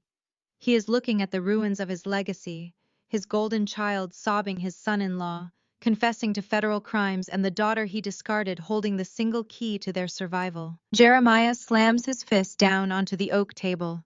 The impact rattles the remaining crystal glasses. He points a shaking, furious finger directly at my face. "You listen to me right now, Maya," my father orders. His voice is booming, the same tone he used to terrify me when I was a child. But I am not a child anymore, and his anger means absolutely nothing to me. "You are going to undo this. I do not care what kind of stunt you pulled with the trust administrators in New York. You are going to pull up your banking app, and you are going to wire that $5 million directly into Trent's operating account. You are going to do it right this second." I stare at him, perfectly composed. "You want me to wire $5 million of my daughter's legal inheritance to a man who committed bank fraud? I want you to save this family from ruin," Jeremiah shouts, leaning heavily over the table. "Do you understand what is at stake here? If Trent defaults, the bank takes this estate. They take the house. Your mother and I will lose everything we have built. Chloe's reputation will be destroyed. You have your own wealth, Maya. You have your firm. You do not need this money. You are going to transfer those funds and save your family." Vivian rushes to his side, clutching his arm. She looks at me with wide, pleading eyes. "Maya, please," she begs, her voice trembling with manufactured despair. "Your father is right. We made mistakes, yes. But you cannot do this to your sister. Chloe's baby needs a future. Trent's business needs capital. You have to save us. We can put all of this behind us and be a family again. Just transfer the money." I look around the room, letting the sheer absurdity of their demands wash over me. For my entire life, they told me I was not good enough. They told me I was a disappointment. They hid my daughter's existence because it threatened their perfect narrative. And now they are demanding that I hand over $5 million of my own child's money to bail out a criminal, all to protect the golden child who conspired to steal from me in the first place. They expect me to fall in line. They expect the scapegoat to sacrifice herself to save the favorites. Arthur Vance, the family lawyer, slowly closes his leather briefcase. He refuses to meet Jeremiah's eyes. As a seasoned attorney, he knows exactly what my great-grandfather's trust document states. He knows that once the Grand Trustee verifies the birth certificate and disperses the funds, the transaction is absolute. There is no legal maneuvering. There are no loopholes. The money legally belongs to me as Surry's guardian, and no court in the country would force me to hand it over to a brother-in-law facing federal fraud charges. Jeremiah sees Arthur closing his briefcase and his panic spikes. "Do it, Maya," he demands, his voice cracking with desperation. "Transfer the money now. I do not move." I let the silence stretch, forcing them to sit in their own escalating terror. I look at Trent, who has stopped pacing and is staring at me with hollow, begging eyes. I look at Chloe, who has stopped sobbing long enough to glare at me with venomous hope. I look at my father, whose entire world is balancing on the edge of a cliff. I sit back calmly in my chair. I reach up and casually adjust the lapels of my tailored blazer, making sure the fabric sits perfectly smooth. I meet my father's furious, desperate gaze, and I give him a slow, razor-sharp smile. "I didn't keep the money in a savings account, Dad. I spent it." The silence in the dining room shatters the moment the words leave my mouth. Jeremiah grips the edges of the heavy oak table so tightly his knuckles turn stark white. His chest heaves, his breathing ragged and uneven. He looks at me as if I have just grown a second head. "You spent $5 million. Jeremiah repeats, his voice a low, dangerous rumble that steadily builds into a deafening roar. "You squandered $5 million of family capital on what? A new mansion, a fleet of cars. You threw away your own sister's salvation out of spite." I do not raise my voice. I do not flinch. I let his fury crash against a wall of absolute, unbreakable calm.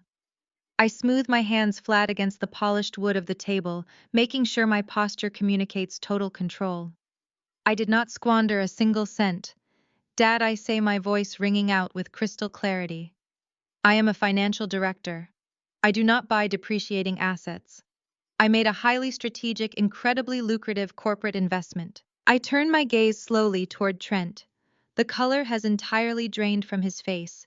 He looks like a man standing on the gallows waiting for the floor to drop beneath his feet.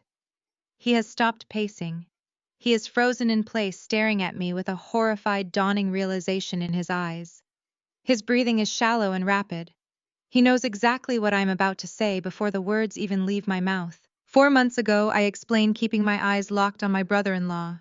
The Grand Trustee in New York legally verified Surry's birth certificate. The $5 million disbursement was wired directly into my secure accounts.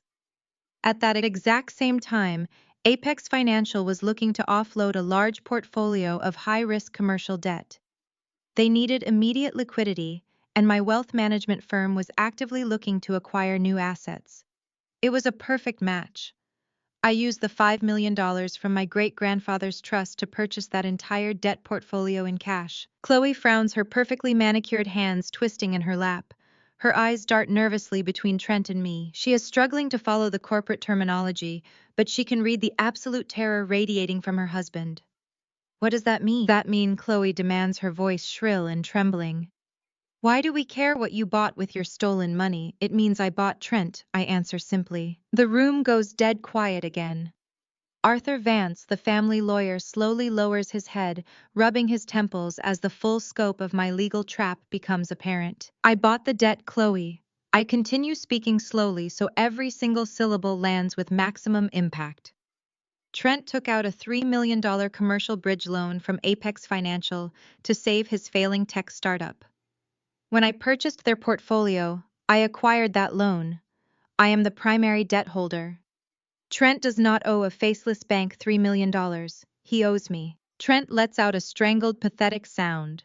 He braces his hands on the back of a dining chair, his knuckles white, his entire body shaking. "You thought you were so brilliant, Trent," I say, my tone stripping away the last remnants of his dignity. "You thought you had orchestrated the perfect crime. You knew your tech company was bleeding cash. You knew your venture capitalists were about to demand an audit, so you took out a massive high-interest loan to cover your tracks. But you needed collateral. You did not have any assets left to pledge.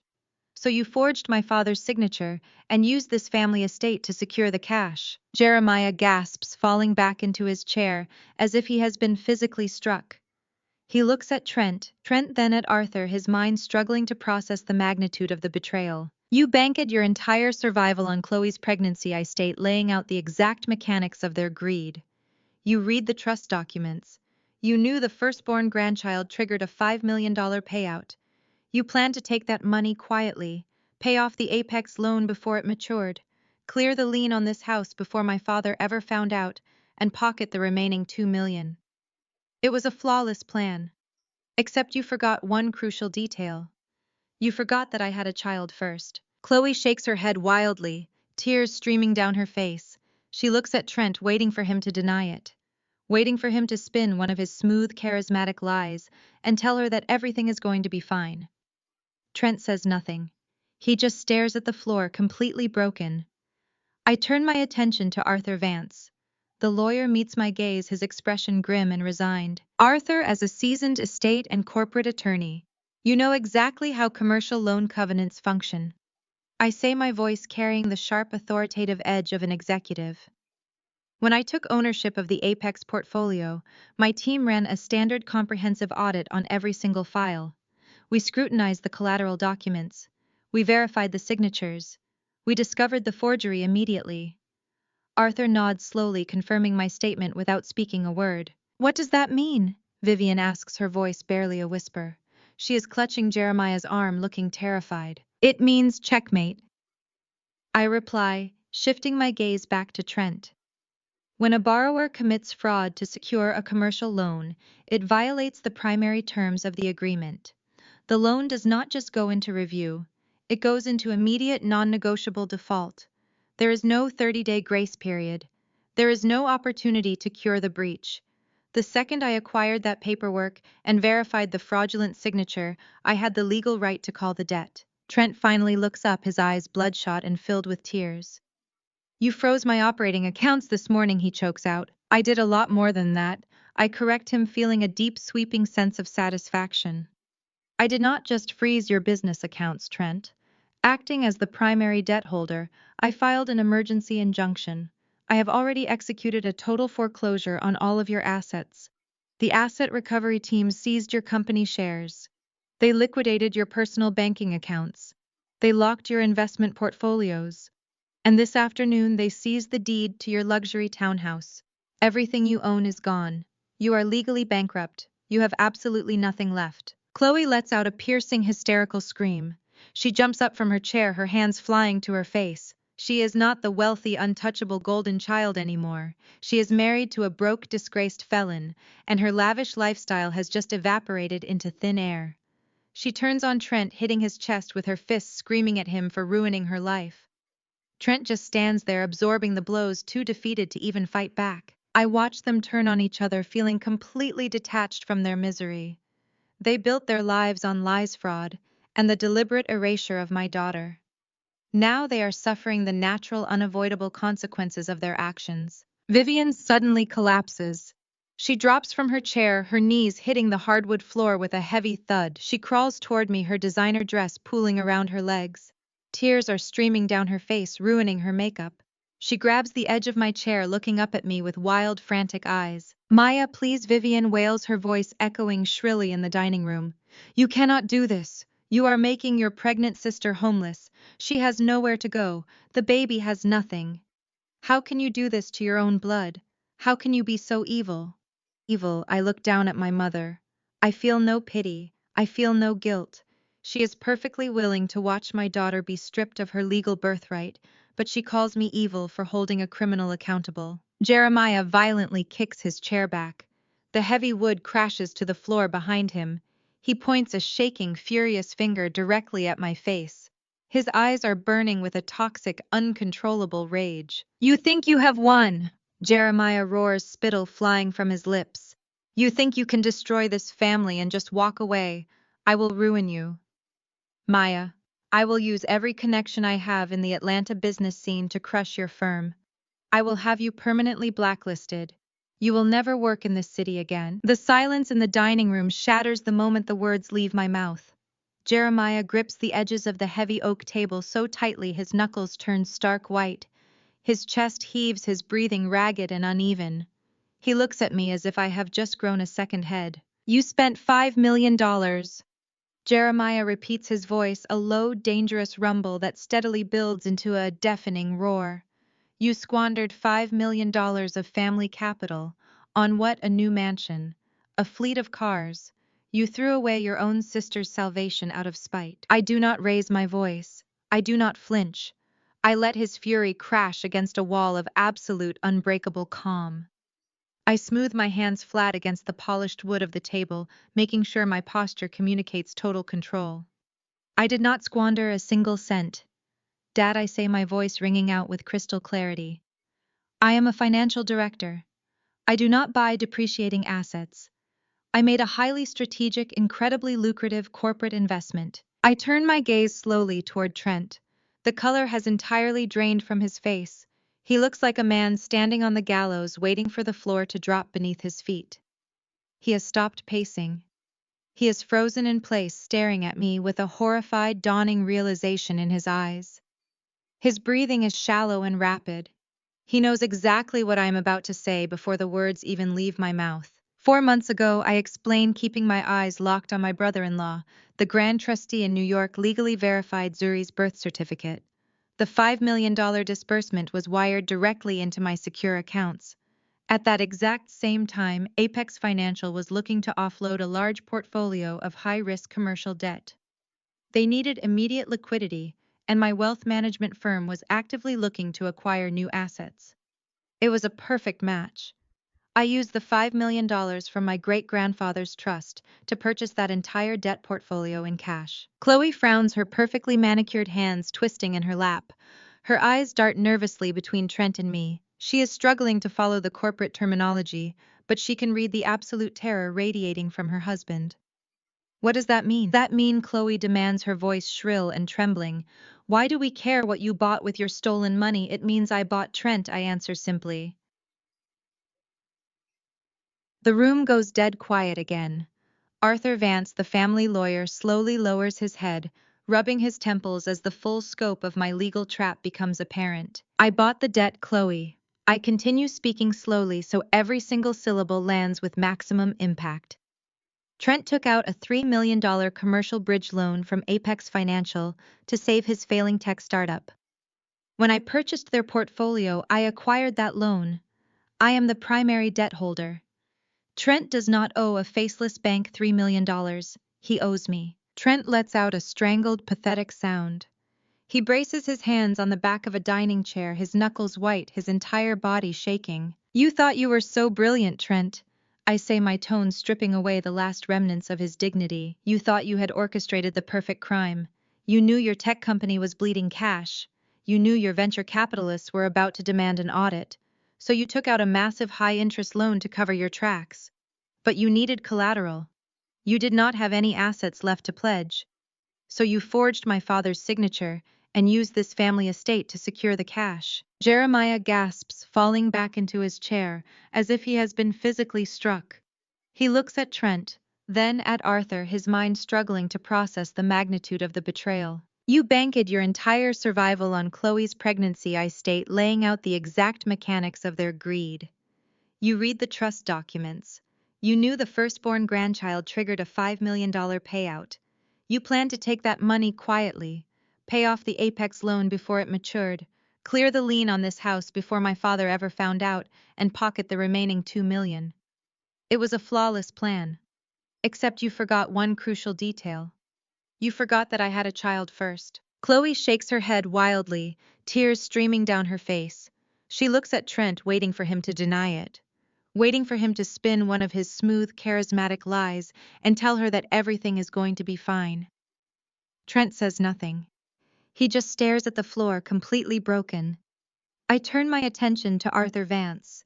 The lawyer meets my gaze, his expression grim and resigned. "Arthur, as a seasoned estate and corporate attorney, You know exactly how commercial loan covenants function. I say, my voice carrying the sharp authoritative edge of an executive.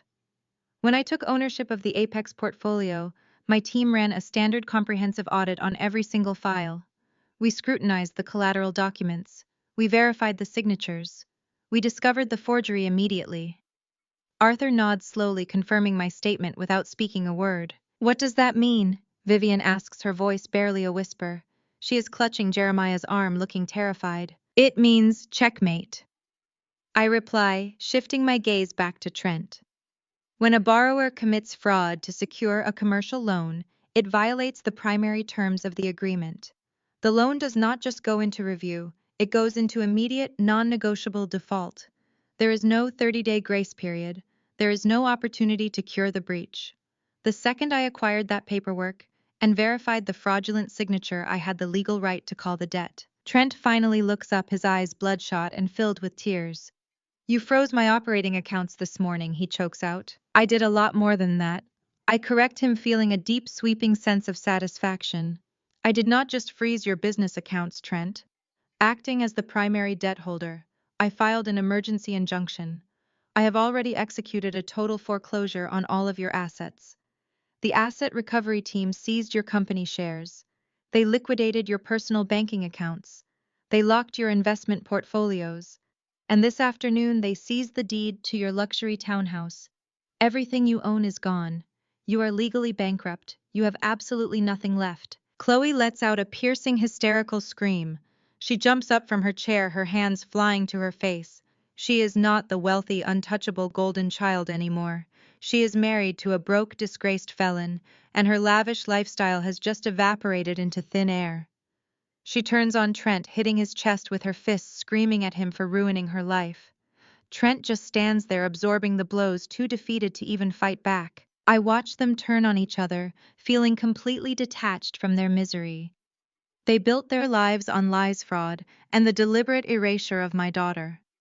Now they are suffering the natural, unavoidable consequences of their actions. Vivian suddenly collapses. She drops from her chair, her knees hitting the hardwood floor with a heavy thud. She crawls toward me, her designer dress pooling around her legs. Tears are streaming down her face, ruining her makeup.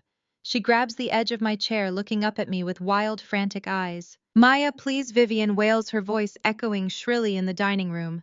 You cannot do this. You are making your pregnant sister homeless. She has nowhere to go. The baby has nothing. How can you do this to your own blood? How can you be so evil? I look down at my mother. I feel no pity. I feel no guilt.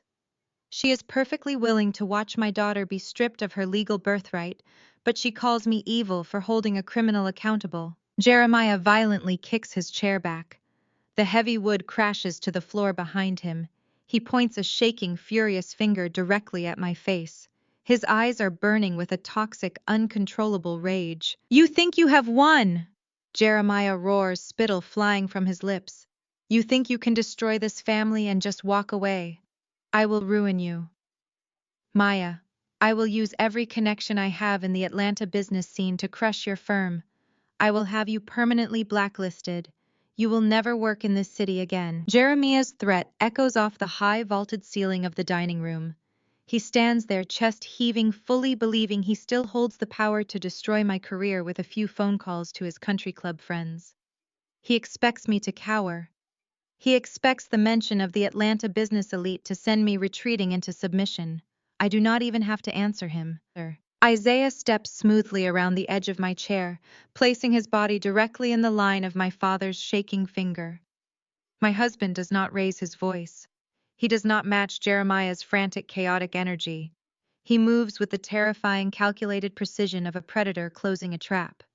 He reaches down to the sleek leather briefcase resting near his feet, his thumb flicking the brass locks open with a sharp metallic snap that cuts through the heavy tension in the room. He pulls out a thick, heavy file.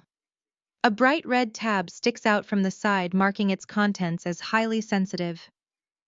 Isaiah tosses the folder onto the center of the dining table. It lands with a heavy, definitive thud, sliding just inches away from my father's clenched fist. You cannot blacklist anyone, Jeremiah. Isaiah says, his voice a low, perfectly even baritone that commands absolute authority in the room. Your influence in this city relies on your capital, and as of this morning your capital no longer exists. My father glares at Isaiah, his jaw working furiously. What kind of garbage are you trying to sell me? Isaiah gestures casually to the red-tabbed folder. Maya is not foreclosing on Chloe and Trent's home, Jeremiah. That townhouse does not carry enough equity to cover a fraction of the bridge loan. Trent did not just use your house as collateral.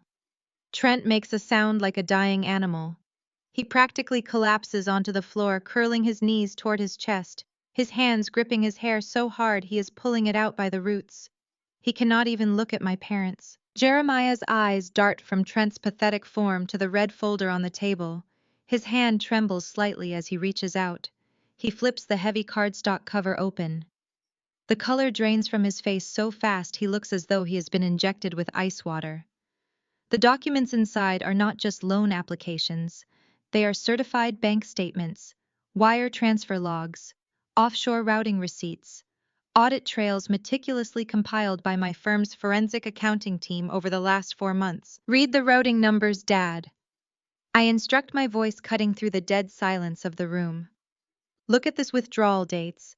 Jeremiah's breathing turns shallow. His eyes dart frantically across the pages, flipping from one document to the next. His mouth opens but no sound comes out. Vivian scrambles up from the floor, using the edge of the table to hoist herself onto her feet. She leans over Jeremiah's shoulder, her tear-soaked eyes scanning the highlighted columns of numbers. She does not understand financial documents the way my father does, but she understands the balance lines. She understands zeros. What is this? Vivian whispers, her hands shaking as she points to a page. Jeremiah, what are these transfers? Why does the Vanguard account say 0? He drained it, I state, watching my parents' entire reality shatter in real time. Jeremiah looks up, his eyes wide and completely hollow. He stares at Trent, who is rocking back and forth on the floor. When Trent's first tech startup started bleeding cash 2 years ago, he panicked. Isaiah explains, stepping into the role of the executioner. He needed capital to appease his early investors, so he leveraged his position within the family. He used his access to your home office, Jeremiah. He bypassed your security protocols, forged your authorization matrix, and systematically siphoned funds from your primary retirement accounts. No, Jeremiah chokes out, gripping the table so hard his knuckles are stark white. No, that is impossible. My wealth manager would have alerted me. Arthur oversees the trusts. Arthur Vance looks away, his face pale and slick with sweat. Arthur was informed that the transfers were authorized seed money for Trent's new ventures, Isaiah counters smoothly. Trent provided falsified tax documents and fabricated email approvals from your private server. He created a shadow shell company that mirrored your investment firm, routing the funds offshore before dropping them straight into his failing business accounts. Chloe is staring at her husband as if she is looking at a stranger. The golden child, the sister who spent her entire life mocking my independence and parading her luxurious lifestyle in my face, is suddenly realizing that every diamond she wears, every designer bag she carries, was bought with stolen money. You stole from my parents. Chloe screams, her voice cracking into a hysterical pitch. Trent, you stole from my father. I had to. Trent suddenly shouts, looking up with wild, desperate eyes. I was trying to protect us. The business was going under. Jeremiah always said I was a genius. He always said I was going to be the next big thing. If I failed, he would have cut me off. I just needed a little bit of time to turn a profit, and I was going to put it all back. You took $12 million. Trent, Jeremiah roars, slamming his fists down on the table so hard the wood groans. You took $12 million of my money. I was going to put it back, Trent sobs, burying his face in his hands again. But you did not put it back, I say, my voice cold and unyielding. Because your second startup failed exactly like the first one. You burned through $12 million of my father's retirement savings, and when that was gone, you forged his signature to take out a $3 million commercial bridge loan just to keep up appearances. You drove this entire family straight off a financial cliff, and you hid behind Chloe's pregnancy to delay the fallout. Vivian lets out a sound of pure agony. She clutches her chest, backing away from the table as if it is on fire. We are ruined, she whispers, her eyes darting frantically around the lavish dining room. The house, the cars, the club memberships. It is all gone. We have nothing. Jeremiah looks like he is about to have a heart attack. He turns his furious, desperate gaze back to me. His eyes are wide, searching for a lifeline, searching for the obedient daughter he spent 30 years kicking to the curb. Maya. He gasps, his voice completely stripped of its previous arrogance. Maya, you have the debt portfolio. You have the $5 million from the trust. You can reverse this. You can lend us the money to cover the margin calls. You can save us. I look at the man who has relentlessly bullied me, diminished my accomplishments, and tried to strip my daughter of her legal birthright just 20 minutes ago. I look at my mother who stood by and watched him do it, actively participating in my exclusion so she could prop up her perfect golden daughter. I slowly stand up from my chair. I do not raise my voice. I do not show an ounce of the anger that has been burning in my chest for decades. I just look at them with absolute devastating pity. I am not a charity dad. I tell him, my tone perfectly even. I am an executive, and you are a terrible investment. Jeremiah's mouth falls open. He reaches a shaking hand across the table toward me, but I step back. Isaiah adjusts his jacket, turning to look at my father with a cold, professional stare. The asset recovery team will be here tomorrow morning at 8 o'clock to begin the inventory process on the estate, Isaiah informs him. I suggest you spend the night packing your personal belongings. The house no longer belongs to you. Chloe lets out another piercing scream, burying her face in her hands, as the reality of her new impoverished life crashes down on her. Vivian is sobbing uncontrollably, clutching the back of Jeremiah's chair as he stares blankly at the red folder that holds his utter destruction. I turn on my heel and walk toward the dining room exit, the sound of my heels clicking sharply against the hardwood floor. Isaiah follows right behind me, carrying our daughter who is sleeping peacefully against his chest, entirely untouched by the chaos we are leaving behind. We walk out of the front doors and step into the cool night air. The heavy mahogany doors click shut behind us, sealing my family inside the nightmare they created for themselves. I take a deep breath, feeling the suffocating weight of 30 years finally lift off my shoulders. I am no longer the scapegoat. I am no longer the disappointment. I am completely, irrevocably free. Before I can even take a single step toward the foyer, the illusion of the perfect Sterling family completely and violently shatters. Jeremiah snaps. The decades of carefully curated country club elegance, the untouchable corporate patriarch persona, all of it evaporates in a split second. He lets out a guttural, deafening roar and lunges across the ruined dining space. He grabs Trent by the collar of his expensive tailored shirt, lifting the younger man half off the floor. You stole everything from me! Jeremiah screams, his face inches from Trent's spit flying from his mouth. I will kill you. I will tear you apart with my bare hands. Trent's panic instantly morphs into feral, cornered survival. He is no longer the charismatic tech visionary trying to charm his father-in-law. He is a drowning man, and he refuses to let Jeremiah drag him under. Trent brings both of his arms up inside Jeremiah's grip and shoves the older man backward with brutal, uncompromising force. Jeremiah stumbles hard, his expensive leather shoes slipping on the spilled water and crushed roses. He crashes backward into the heavy oak table, gasping for breath, clutching his chest as the physical exertion catches up with his aging heart. Chloe shrieks, scrambling up from the floor. She reaches out for her husband, her tear-streaked face twisted in a desperate plea. Trent, what is happening? She sobs, grabbing his forearm. Tell him it is a mistake. Tell him you are going to fix it. Trent rips his arm out of her grasp so violently that Chloe spins and hits the edge of the dining chair. He looks at his pregnant golden child wife with absolute unfiltered disgust. The loving, devoted husband facade is completely gone. Fix it! Trent spits, his voice dripping with venom. There is nothing left to fix. Chloe. The money is gone. The company is dead. And now your sister just handed me over to the federal government. He takes a step toward her, his eyes wild and unhinged. You told me this was foolproof, Trent yells, pointing an accusatory finger right in her face. You said your family had endless money. You said the Sterling Trust would cover everything if things went sideways. You sat there and promised me that your idiot father had deep enough pockets to bail me out of anything. Vivian gasps, covering her mouth with both hands as she looks at her youngest daughter. You knew, Vivian whispers, her voice cracking. Chloe, you knew he was stealing from your father. Chloe shrinks back, her eyes darting frantically around the room, realizing she has just been entirely exposed. I didn't know how much, she cries out defensively. He said he just needed a temporary loan. He said he would put it all back before the quarterly statements arrived. You are useless, Trent snarls, completely stripping away any remaining shred of affection. I only married you for the safety net, and you could not even secure that. This is your fault. Trent does not look at Jeremiah. He does not look at Vivian. He certainly does not look at me. He simply turns on his heel and sprints for the foyer. The heavy mahogany front door flies open and slams shut with a thunderous crash. The sound of his luxury car starting up and tearing out of the gravel driveway echoes through the dead silence of the house. He has abandoned his pregnant wife, leaving her to face the impending criminal charges and the wrath of her destitute parents entirely alone. Chloe breaks down completely. She collapses onto the hardwood floor, curling into a tight, trembling ball.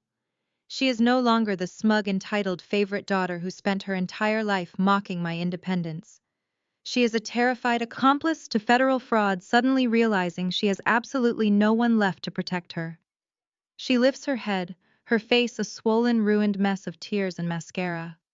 She looks past Isaiah, locking her desperate eyes directly onto me. Maya, please, Chloe.